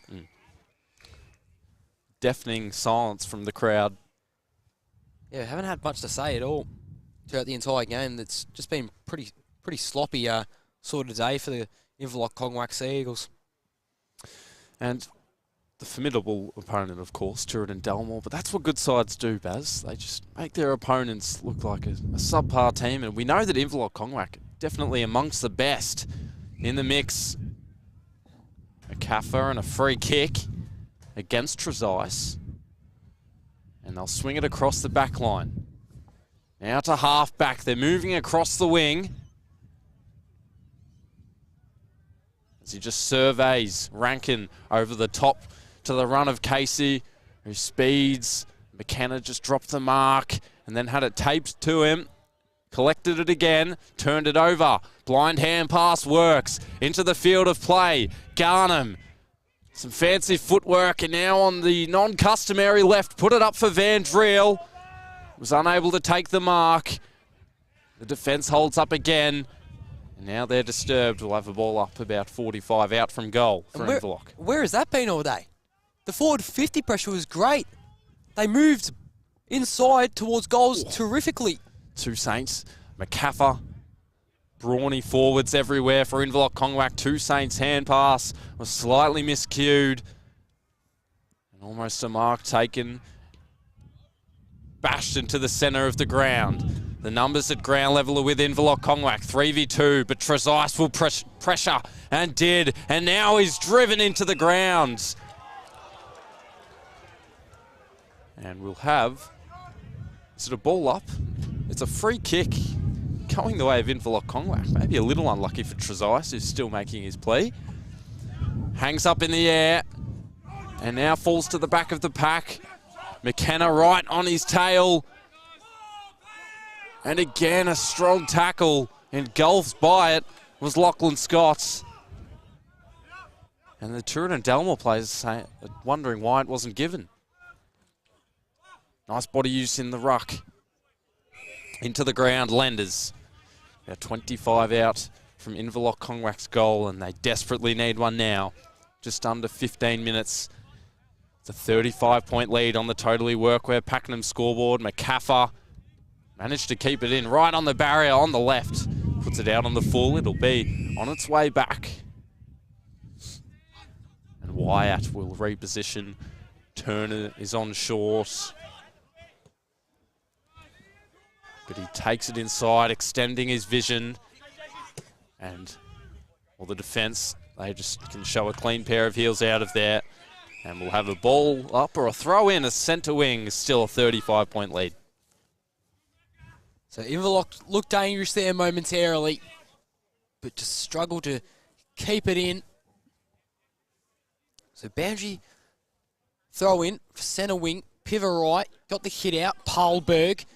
Beat Two Saints, and Two Saints couldn't land a clean tackle, but there'll still be a stoppage, so not too bad of a result in the end.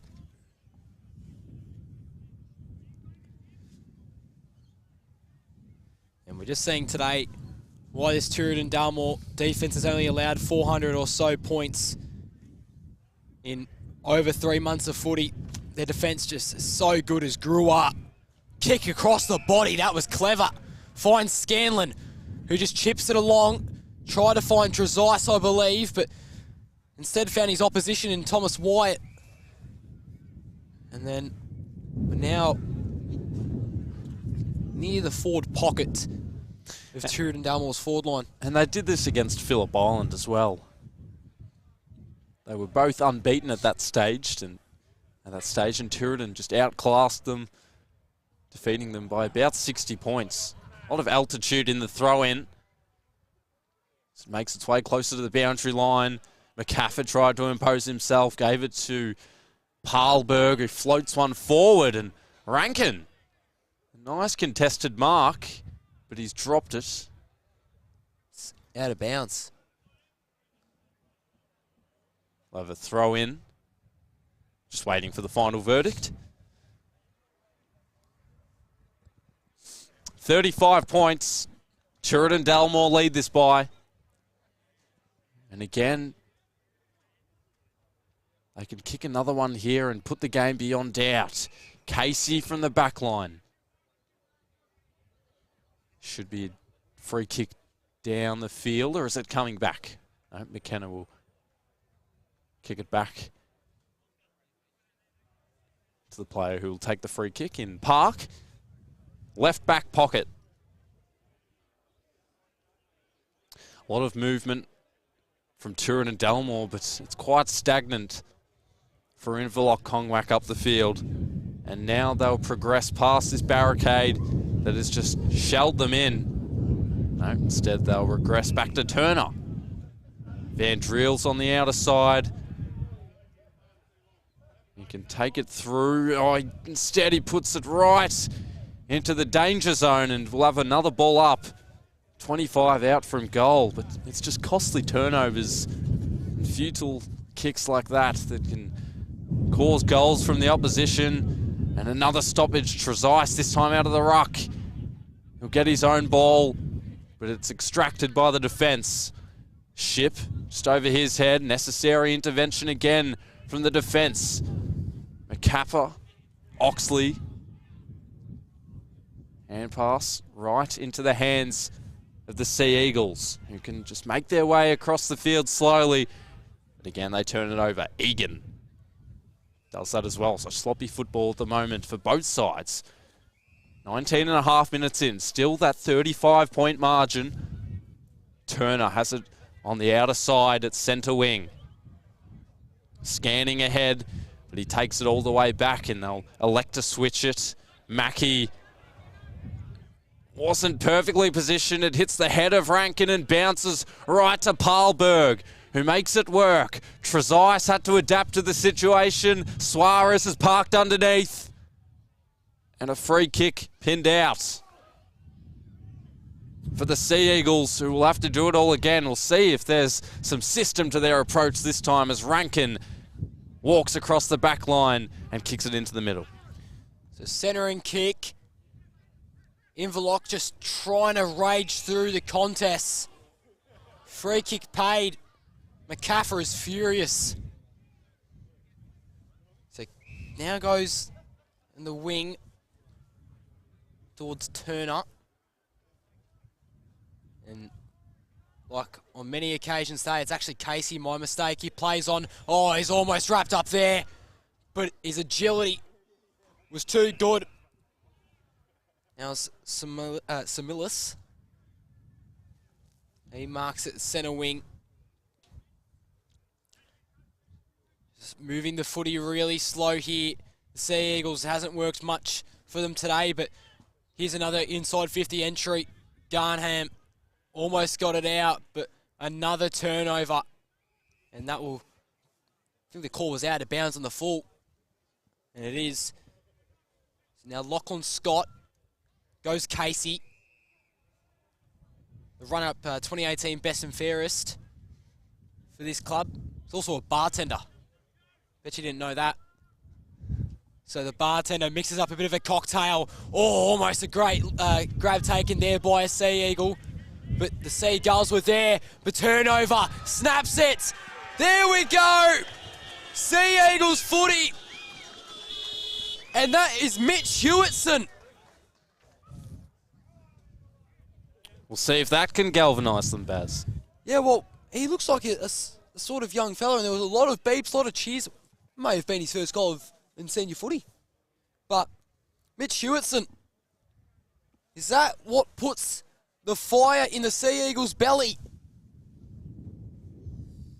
They need a bit more hunger going into this last quarter, and of course the rest of this third term. It is still in reach. But time is ticking. This is his first year back at Inverloch. He moved to Leongatha last year for 1 year, but his second stint at Inverloch. We'll see what they can produce now. And here they go. Turn out of the middle. Slaps the kick forward. An unkind bounce, but it was adventitious for Toussaint, who dribbles it. And misses. And I know he missed that. He missed a lot. And they need scores right now, but that's actually a win. Well, maybe other than a goal. Yes, that's actually a win because Adam Oxley would have taken that kick in, and I can tell you right now, it would have just been the exact same as all the other possessions. So that's actually a win for the Sea Eagles. Toussaint again with body use. Gets the little kick out. Casey ducking under, weaving through traffic, dispossessed, taken off him. You can just feel the intensity rise here at Inverloch as Casey is given the free kick. And Jordan Kelly with an undisciplined act. But now the margin can be reduced to 23. Corey Casey to bring them back. Not a harsh angle. He was the runner-up best and fairest in 2018. He's played for Inverloch since 2008 with 1 year at Wu Yang in between. And now they'll just That was a talk goal. between each other. We were waiting. It's a minor score. All the suspense in the world, Baz. But it's not the result that they were looking for. Oxley from full back. 23 and a half minutes in. They all fly, crashing down. Hand pass. Suarez able to clunk it.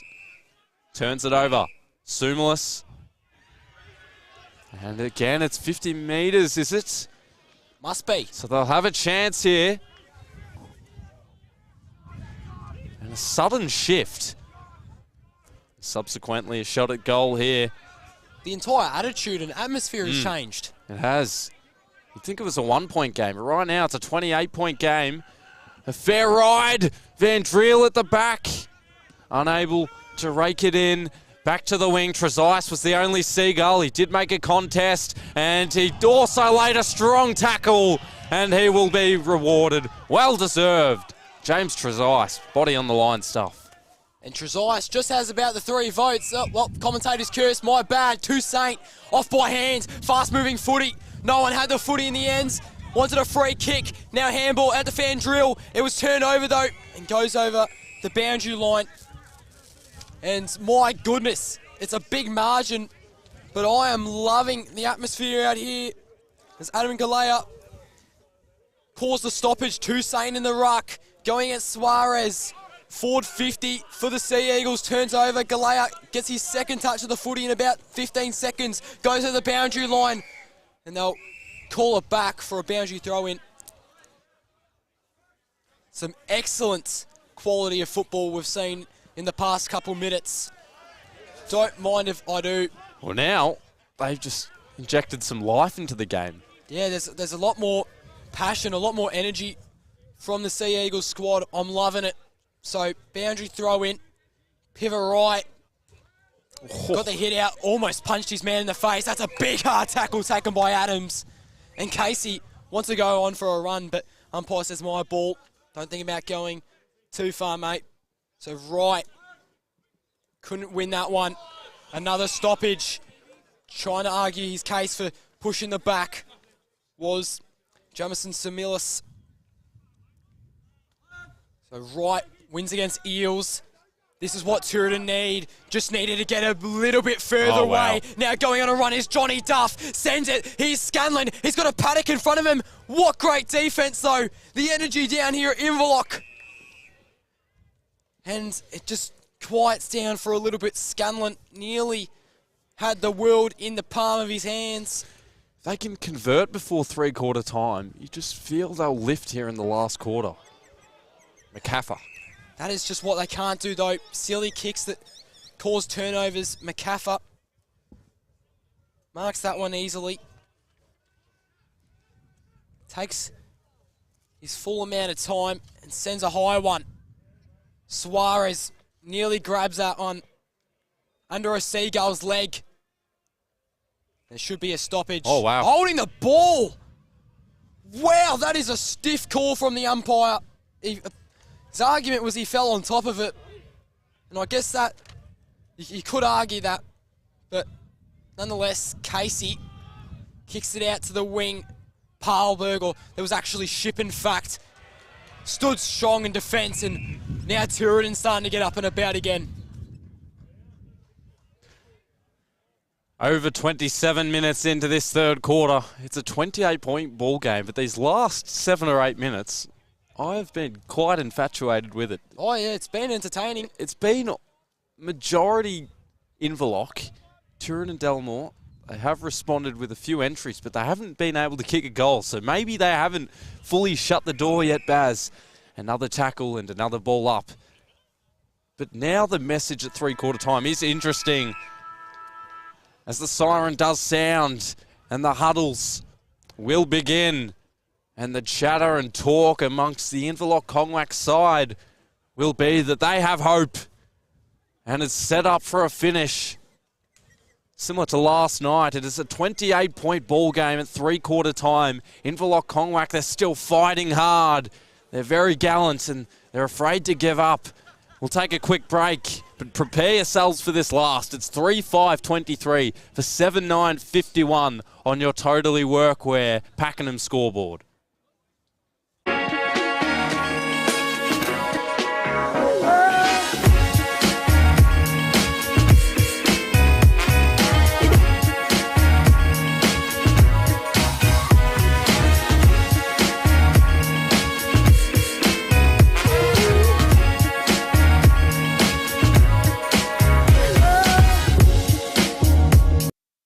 This is a story of a community that likes to work hard, digging, fixing, building, keeping people safe, or just lending a hand. A community that all have one place to come together, where they're spoilt for choice and good service is everything. And although there are stores all over Australia, the owners are as local as they come. Totally Workwear, clothing your hard-working community. I'm going all the way up. Ah, I'm going all the way up. Ah, I'm letting go in my heart. Ah, of everything that holds me down. No, no. And it's feeling like I'm in the roof. I can feel the love. Oh yeah, it's all around me.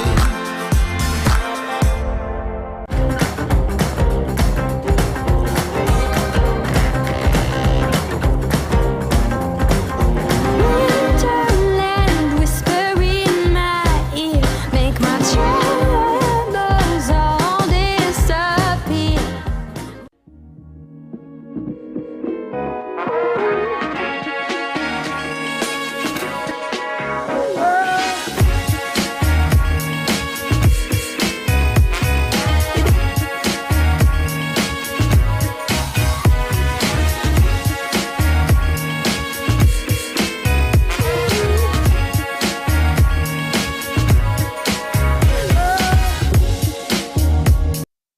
This is a story of a community that likes to work hard, digging, fixing, building, keeping people safe, or just lending a hand.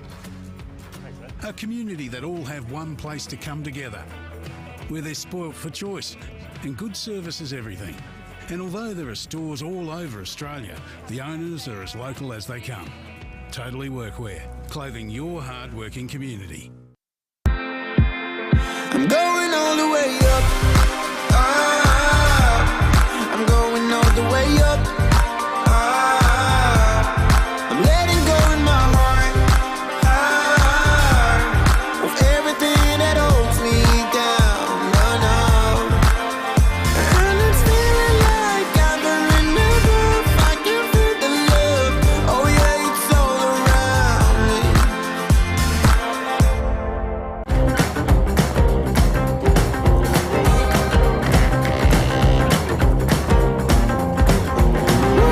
Winterland whisper in my ear, make my troubles all disappear.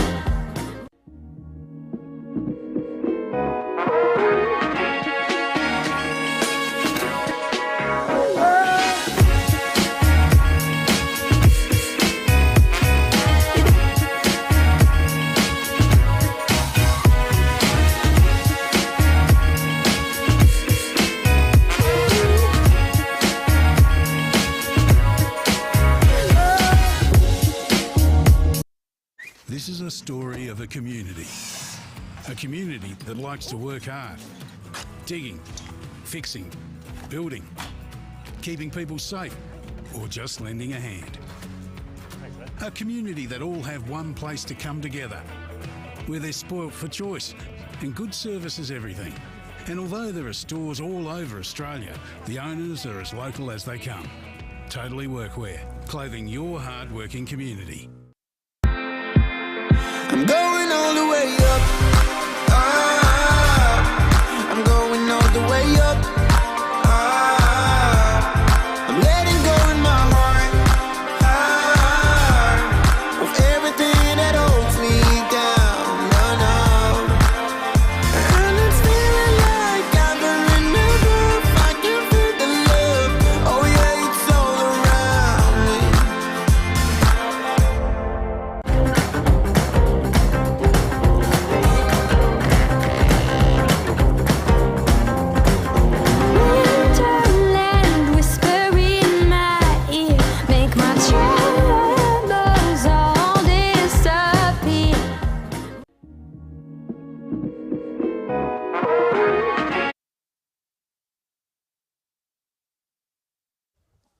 Well, it may not seem like it, but it is a 28-point margin here at Inverloch. The intensity that was just shown in that last 8, 9, 10-minute passage of play from the Inverloch Kongwak side was definitely not seen today, and they did take a major step up.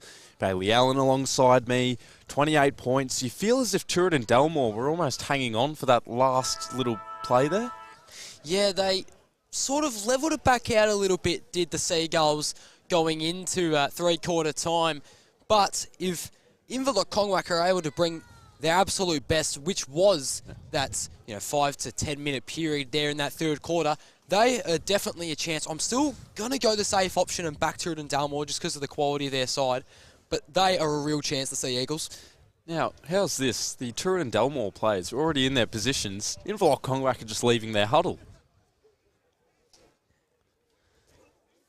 And we'll have to put the magnifying glass on Toby Marnie, who's back on the field, or at least will be. If he's starting on the bench, he will be back on the field. It looked as if he was ready to play. Yeah, I did see him come off the bench to go inside the huddle, but yeah, I'm not sure if he will take play, but So we'll I say, assume so. Precariously we'll say yes, but he may be out for the day. James Trezise also, since that hit in the second quarter, has been fruitful. He's kicked the one goal, but he's had plenty of score involvements. And a 28-point margin their side holds. Siren will sound in a moment to indicate the beginning of the last quarter. 28 points. It's been a low-scoring affair all day, but Inverloch Kongwak are ready for the challenge, or are they? We'll find out now. Johnson just missed the ball, and it gave Wright the chance to nudge it forward. And straight away, out of the gates, they're on the scoreboard. Not the start the Sea Eagles would like to see, but Liam Adams kicks his first of the day, and his teammates are eager to go and celebrate with him. Well, that took about maybe 15 seconds.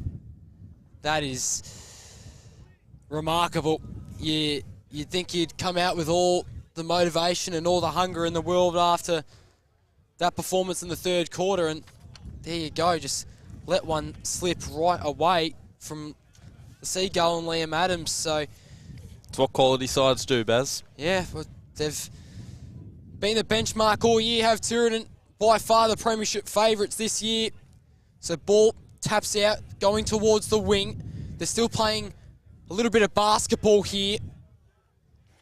Over the back handball from Joe Samalis. Now Oxley collects it as it was turned over, and Trezise, who has just about been best on ground all day, takes a fresh mark. Then he finds Piverite, who's been loud in the ruck today. Plenty of hit-outs to his name, the former Richmond team mate. And then there goes Suarez. He's been another great player, taking a couple of contested marks. Set shots as well, inside 50. More danger looming. Brewer kicks it the opposite end. And a mark taken there from a Sea Eagle. Johnson. It was Johnson, Lockie Johnson.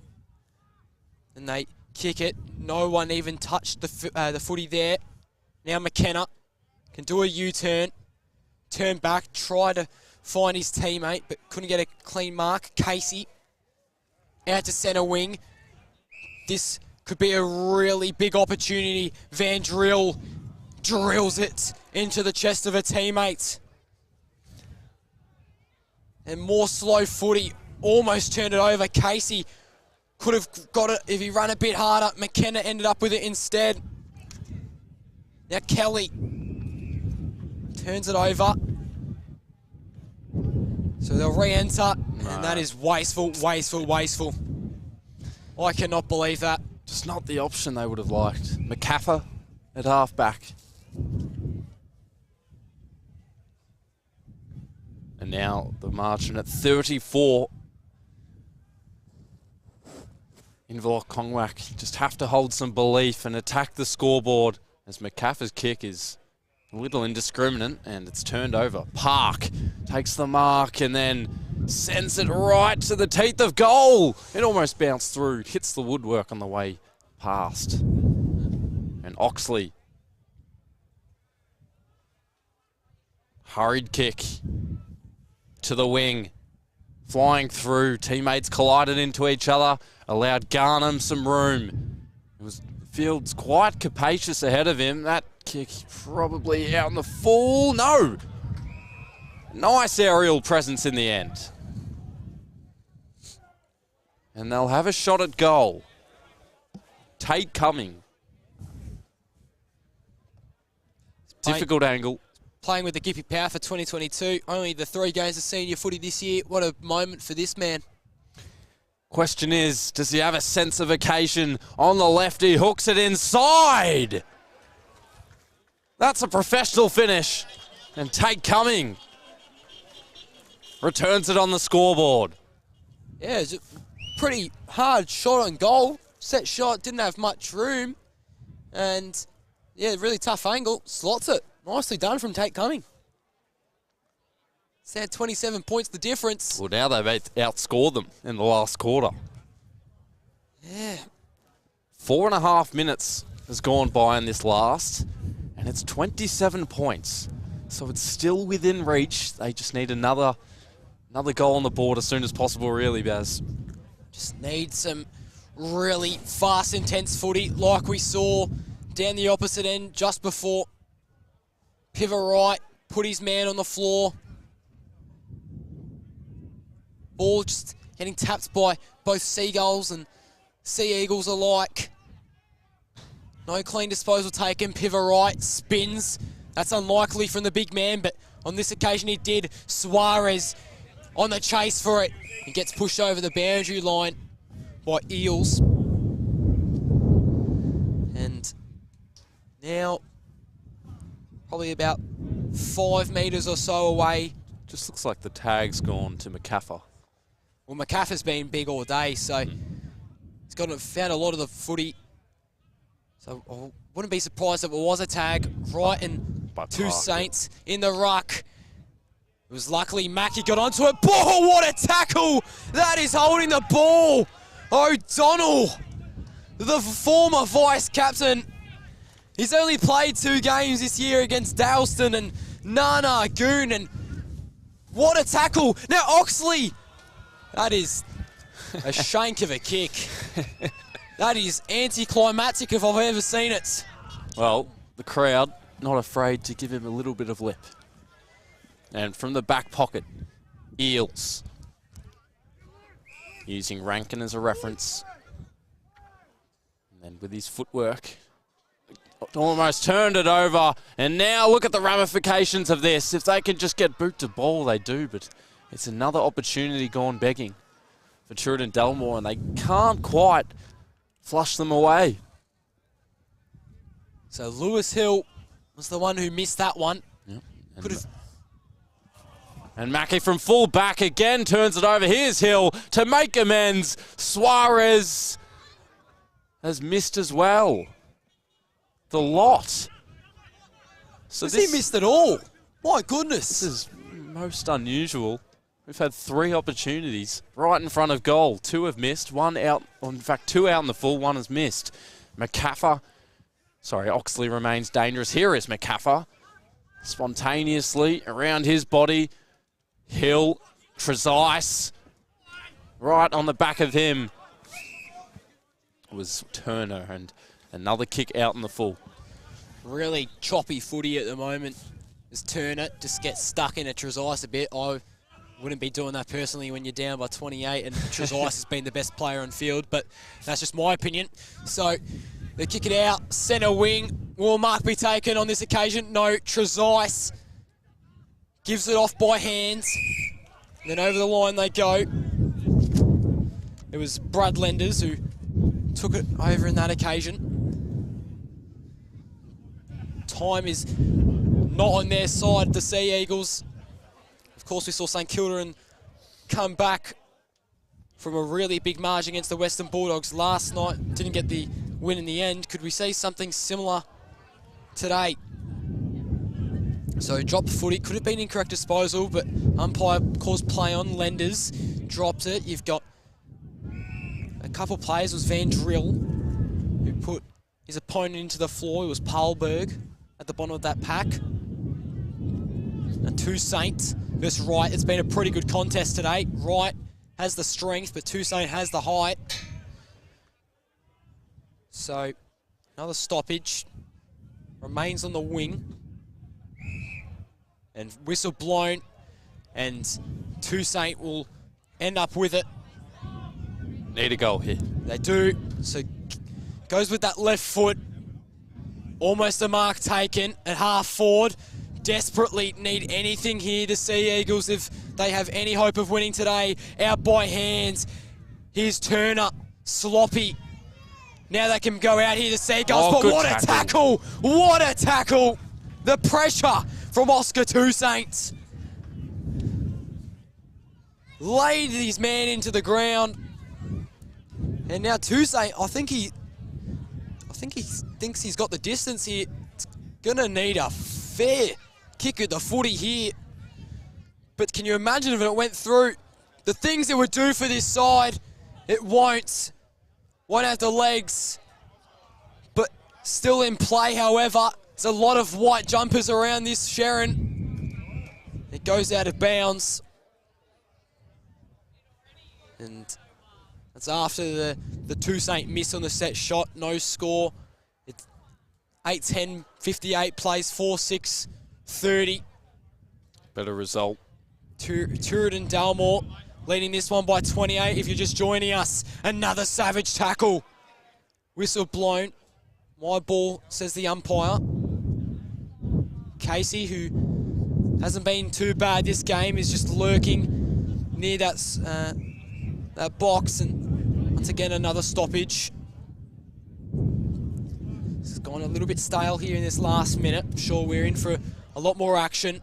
Ball up, ruck contest, taps out, goes to the left, and high. So another chance for Inverloch Kongwak. Will that be 50 metres? That will be. So that is now Tooradin-Dalmore's third 50-metre penalty of the game, and Van Drill can dribble it through. So they're coming. It's now 22 points for the Sea Eagles after a costly 50-metre penalty. He was shoved to the ground, Van Drill, after the high free kick, and the undisciplined play from the Tooradin-Dalmore Seagulls continues, and it might just get them in trouble. 11 and a half minutes through this last term, and it's a 22-point lead to Tooradin-Dalmore. Still in it. They're still hanging around in the balance. Our Inverloch Kongwak in front of their home ground and their home fans. Toussaint and Wright again. And out of the middle, Toussaint right to his brother. Gets it back. 2-on-2. And then the forward hand pass. They've got some room. Scott delivers inside 50. And Trezise stands tall. Wasn't Trezise, in fact. It's a half back. And again, that kick is a stray out of bounds. You feel that they're just getting a little bit flustered now, the Seagulls, with a potential defeat looming, starting to creep up on them a little bit. Dill? Still 4 goals to kick, but 12 and a half minutes in. There will be time on, plenty of time for them, but it will dissolve as opponents did around Park. Gets some distance on it. It's in a familiar spot for Inverloch Kongwak in this final quarter. Need a spark. Well, there is a flare there, you feel. There is. Ball thrown back in. Body use, A1. The finishing wasn't quite. Oxley pacing onto it. And now accelerating forward on the wing. Tooradin-Dalmore, they don't have the numbers. They kick it to vacant space. And you'd think it'd be Inverloch's ball, whether it goes out or not. Rankin has to remain composed. And he was. Turner Needs some assistance from his teammate. He gets it, and then a nice pirouette. And back through the middle of the ground in the corridor. Scanlon to chop it off. Short ball. McCaffer, who can just craft it back to Oxley. And they're happy to play the waiting, patient game. Again, to the wing. Adams. McCaffer making a lead. Here he is. Have to man up if you're the Sea Eagles. The experience of McCaffer, he'll know what to do. He looks for an option inside 50. Trezise at the front. Had his name written all over it. And now he's up slowly on his feet. Will he have the distance? He kicked one out on the full from here in the second quarter. It looks as if he'll have a shot. James Trezise. Recommitted this year for good reasoning. Probably one of their best players. And Scanlon takes the mark, holds it up to the crowd just to let them know that he can put a dagger into their name. Stuart Scanlon, the one goal today. One of Narry Warren's favourite sons. Transferred to Tooradin. You wouldn't question why. It's been such a prolific name all year for them. 28 goals in his last 6 games now. And a 28-point margin reopens. Well, now I think he's tied first place. Of course, that Barring the... barring the results of Nana Goon and Dermot Yorney, I believe now he is tied for first. So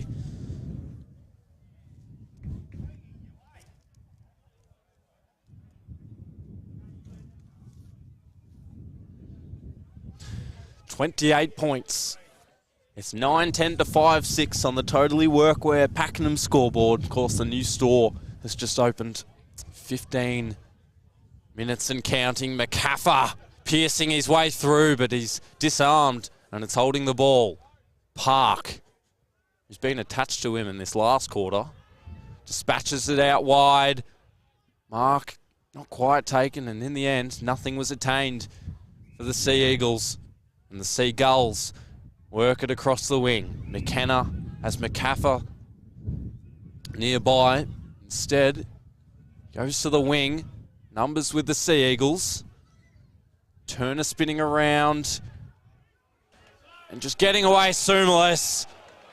But once again, Hill puts a nip in the bud. And at half back, it'll be the Seagulls ball. Trezise is on the wing. And well done to punch it out of bounds from Lewis Rankin. So you just get the overall feeling that this one might be done now. Not a lot of time left for the Sea Eagles, and the Seagulls should remain undefeated. They've been so good, this club, this year. The famous white, red and green. And there's some cries from the crowd as it gets a bit chippy between McCaffer and Turner, who's been a bit chirpy all day. Had some conversations with Trezise earlier on before. So collected by Scanlon, who may have just kicked the game winner. Now they collect it. Crum right leads out forward in front of Eels. McCaffer was screaming for it, but Wright wants to go inside 50, looking for Scanlon. Whistle blown. It'll be a free kick. Scanlon, he's going to go McCaffer. Oh, didn't go 15. Should have gone to McCaffer, but O'Donnell collected it. Pahlberg almost hit a man up front. Suarez almost got the footy in the end, could have snapped it, but that was in a different universe. Now goes to the wing, sprinting forward, trying to keep it in. A bit of class about Brad Butler there. Handballs over to Saint, that was clever. Out of bounds there. That was definitely out of bounds, no doubt about that. You can't be arguing with the umpire there. Wasn't good enough attempt to keep it in there from Adams. Centre wing will have a throw in. 28-point game. Just under 18 minutes in. Two Saints v Butler in the ruck, interestingly enough. But Kaffa rinsing it out of there. Johnson with a Shepherd. And that's a chipping ball. Maybe front on contact for Oscar Two Saints. Adams hampered. Whistle is inevitable. There it is. It's holding the ball, in fact, going the way of the Sea Eagles. Yeah, not sure And about even that. Oscar Two Saints a little unsure as to which way that was going. But through the corridor, they can begin discussions, and they do, to the outer side, but he did pull the kick a little to the right. Maybe not his desired target. McCaffer tried to enforce his will, couldn't successfully. And the Sea Eagles, they venture forward. Trapped by Oxley. Withstands a couple. And now some fancy footwork by the Seagulls. Out to the wing, a one-on-one. McKenna tapped forward. Worked wondrously in the end by the Seagulls. The bounce fooled him. And he'll have to go after it again. Was Johnny Duff in the end. He'll make up for it with a tackle. Just under 20 minutes in, nearly into time on in the last quarter. So, it's a ball up. We'll get another. And the sting has been taken out of this game. It's Tooradin almost certain to take this. Pushed off the ball. No free kick. McCaffer was given a little shove. Now Toussaint tries to tap it to his teammates, Advantage and Hewitson, but just wasn't enough on it and went out of bounds. If you're just joining us, Tooradin-Dalmore lead Inverloch Kongwak 9-10-64 to 5-6-36 on your Totally Workwear Pakenham scoreboard. And around the grounds, Coralin up by 67 against Kilcunderbass. Cooey Rupp lead at Garfield by 76. Corumbarabina trail Bunyip by 63 at home. And Warragul Industrials defeating Daleston by 81 points. So, a real heart-stopping weekend of footy. All blowouts, but that's all right. Still the one game, Phillip Island, Narnagoon. Just trying to get scores for that. So we'll have another throw in. It's a nice throw in there from the umpire. Had plenty of arc about it. So across half forward, Scanlon didn't have the height on him, was a bit too small. Fakes the handball. That was really clever there from Josh Williams. Gave it off to Scott. And then Oxley, just all that experience was better. Wanted to go McCaffer in his former Magpie, but instead it was someone else, and now Trezise. We paid the mark. It was a good attempt to stop it from Jensen Garnham, but Trezise, who has all but certified his 3 votes today, is able to mark it. Kicks inside 50. Wright, who's been playing in the forward 50 this quarter, slaps it onto the boots. Couldn't get too far in the end. Now Parlberg rushing towards the footy. And they'll just avoid danger here, the Eagles. Hewitson. Oh, they're not out of the woods yet. Will he take his set shot? Stephen Robb. He looks fairly confident in himself. Pivot Wright wants it. So now Robb, set shot. Didn't take much time. Won't go the distance. Won't have the accuracy either. Suarez tried to tap it to himself. Now Egan looking for another. He's had a couple. Has he had 2 or 3? I think he's had 2. Egan. Yep, kicked the first 2 for Tooradin-Dalmore. Hasn't had one since. Still been involved. Still remains lively. Right from the centre. With body use and strength and accuracy. Puts the game beyond doubt for Tooradin-Dalmore.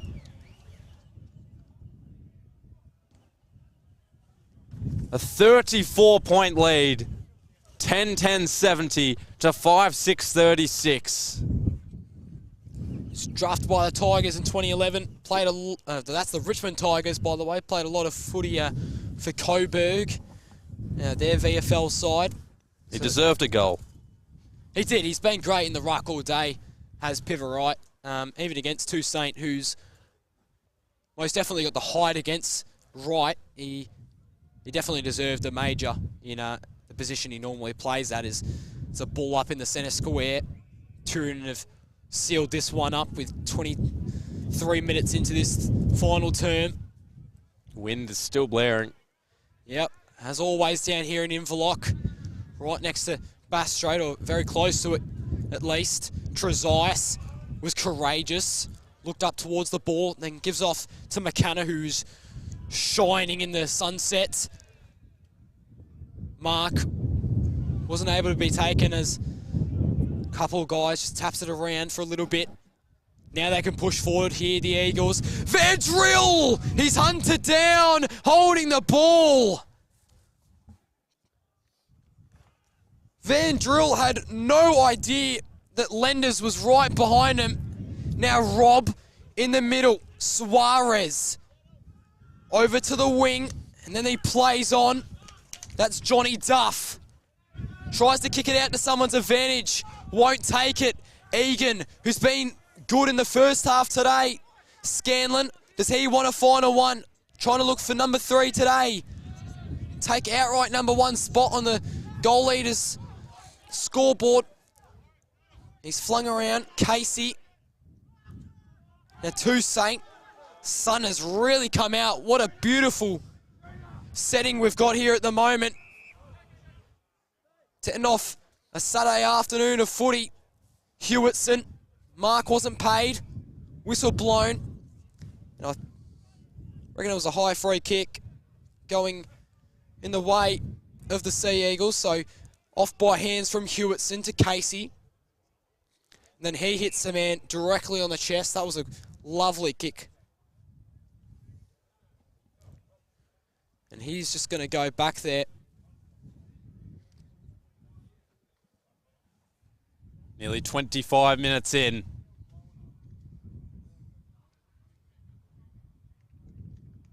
Very far out. Just for a late goal. And it's just missed. Off to the left. So now Oxley kicks off to his right. Can't be much time left in this one. It's almost done. Duff, who's had a really good last term, he's called his name a couple times, directs his teammates to go right and then almost tries to centre it. Right versus Eels. No one won on that occasion.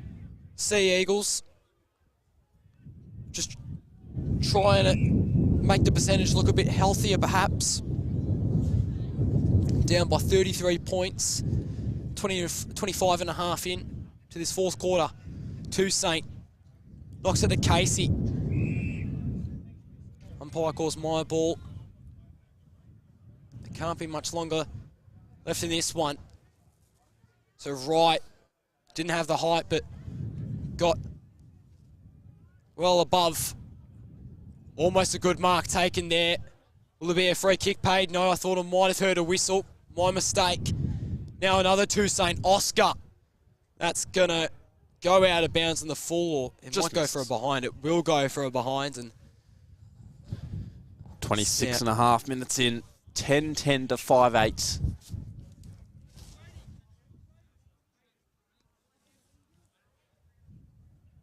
$32 points the margin for Tooradin-Dalmore.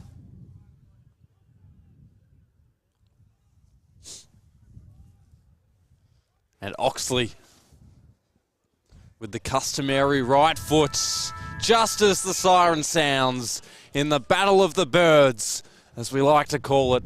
It is the Seagulls, too strong for the Sea Eagles. A 32-point margin. Up until halftime, it wasn't the easiest outcome for them. It was an arm wrestle, and out of the gates, 3 goals in 5 minutes in the third quarter, and a strong second half consolidated their lead. A 32-point victory for Tooradin-Dalmore. As we will move to our post-game show, Bailey Allen will have to leave us. But just before you do, Baz, who will the votes go to? So my one vote goes to, who was it? Can't remember. Brady Egan, he kicked 2 in the first half. And then my 2 votes goes to McCaffer. And then my 3 votes went to James Trezise. He was excellent all afternoon. Thanks for having me on, Dill. Let's just say goodbye to Bailey Allen. and do our post-game show. Well, plenty of talking points.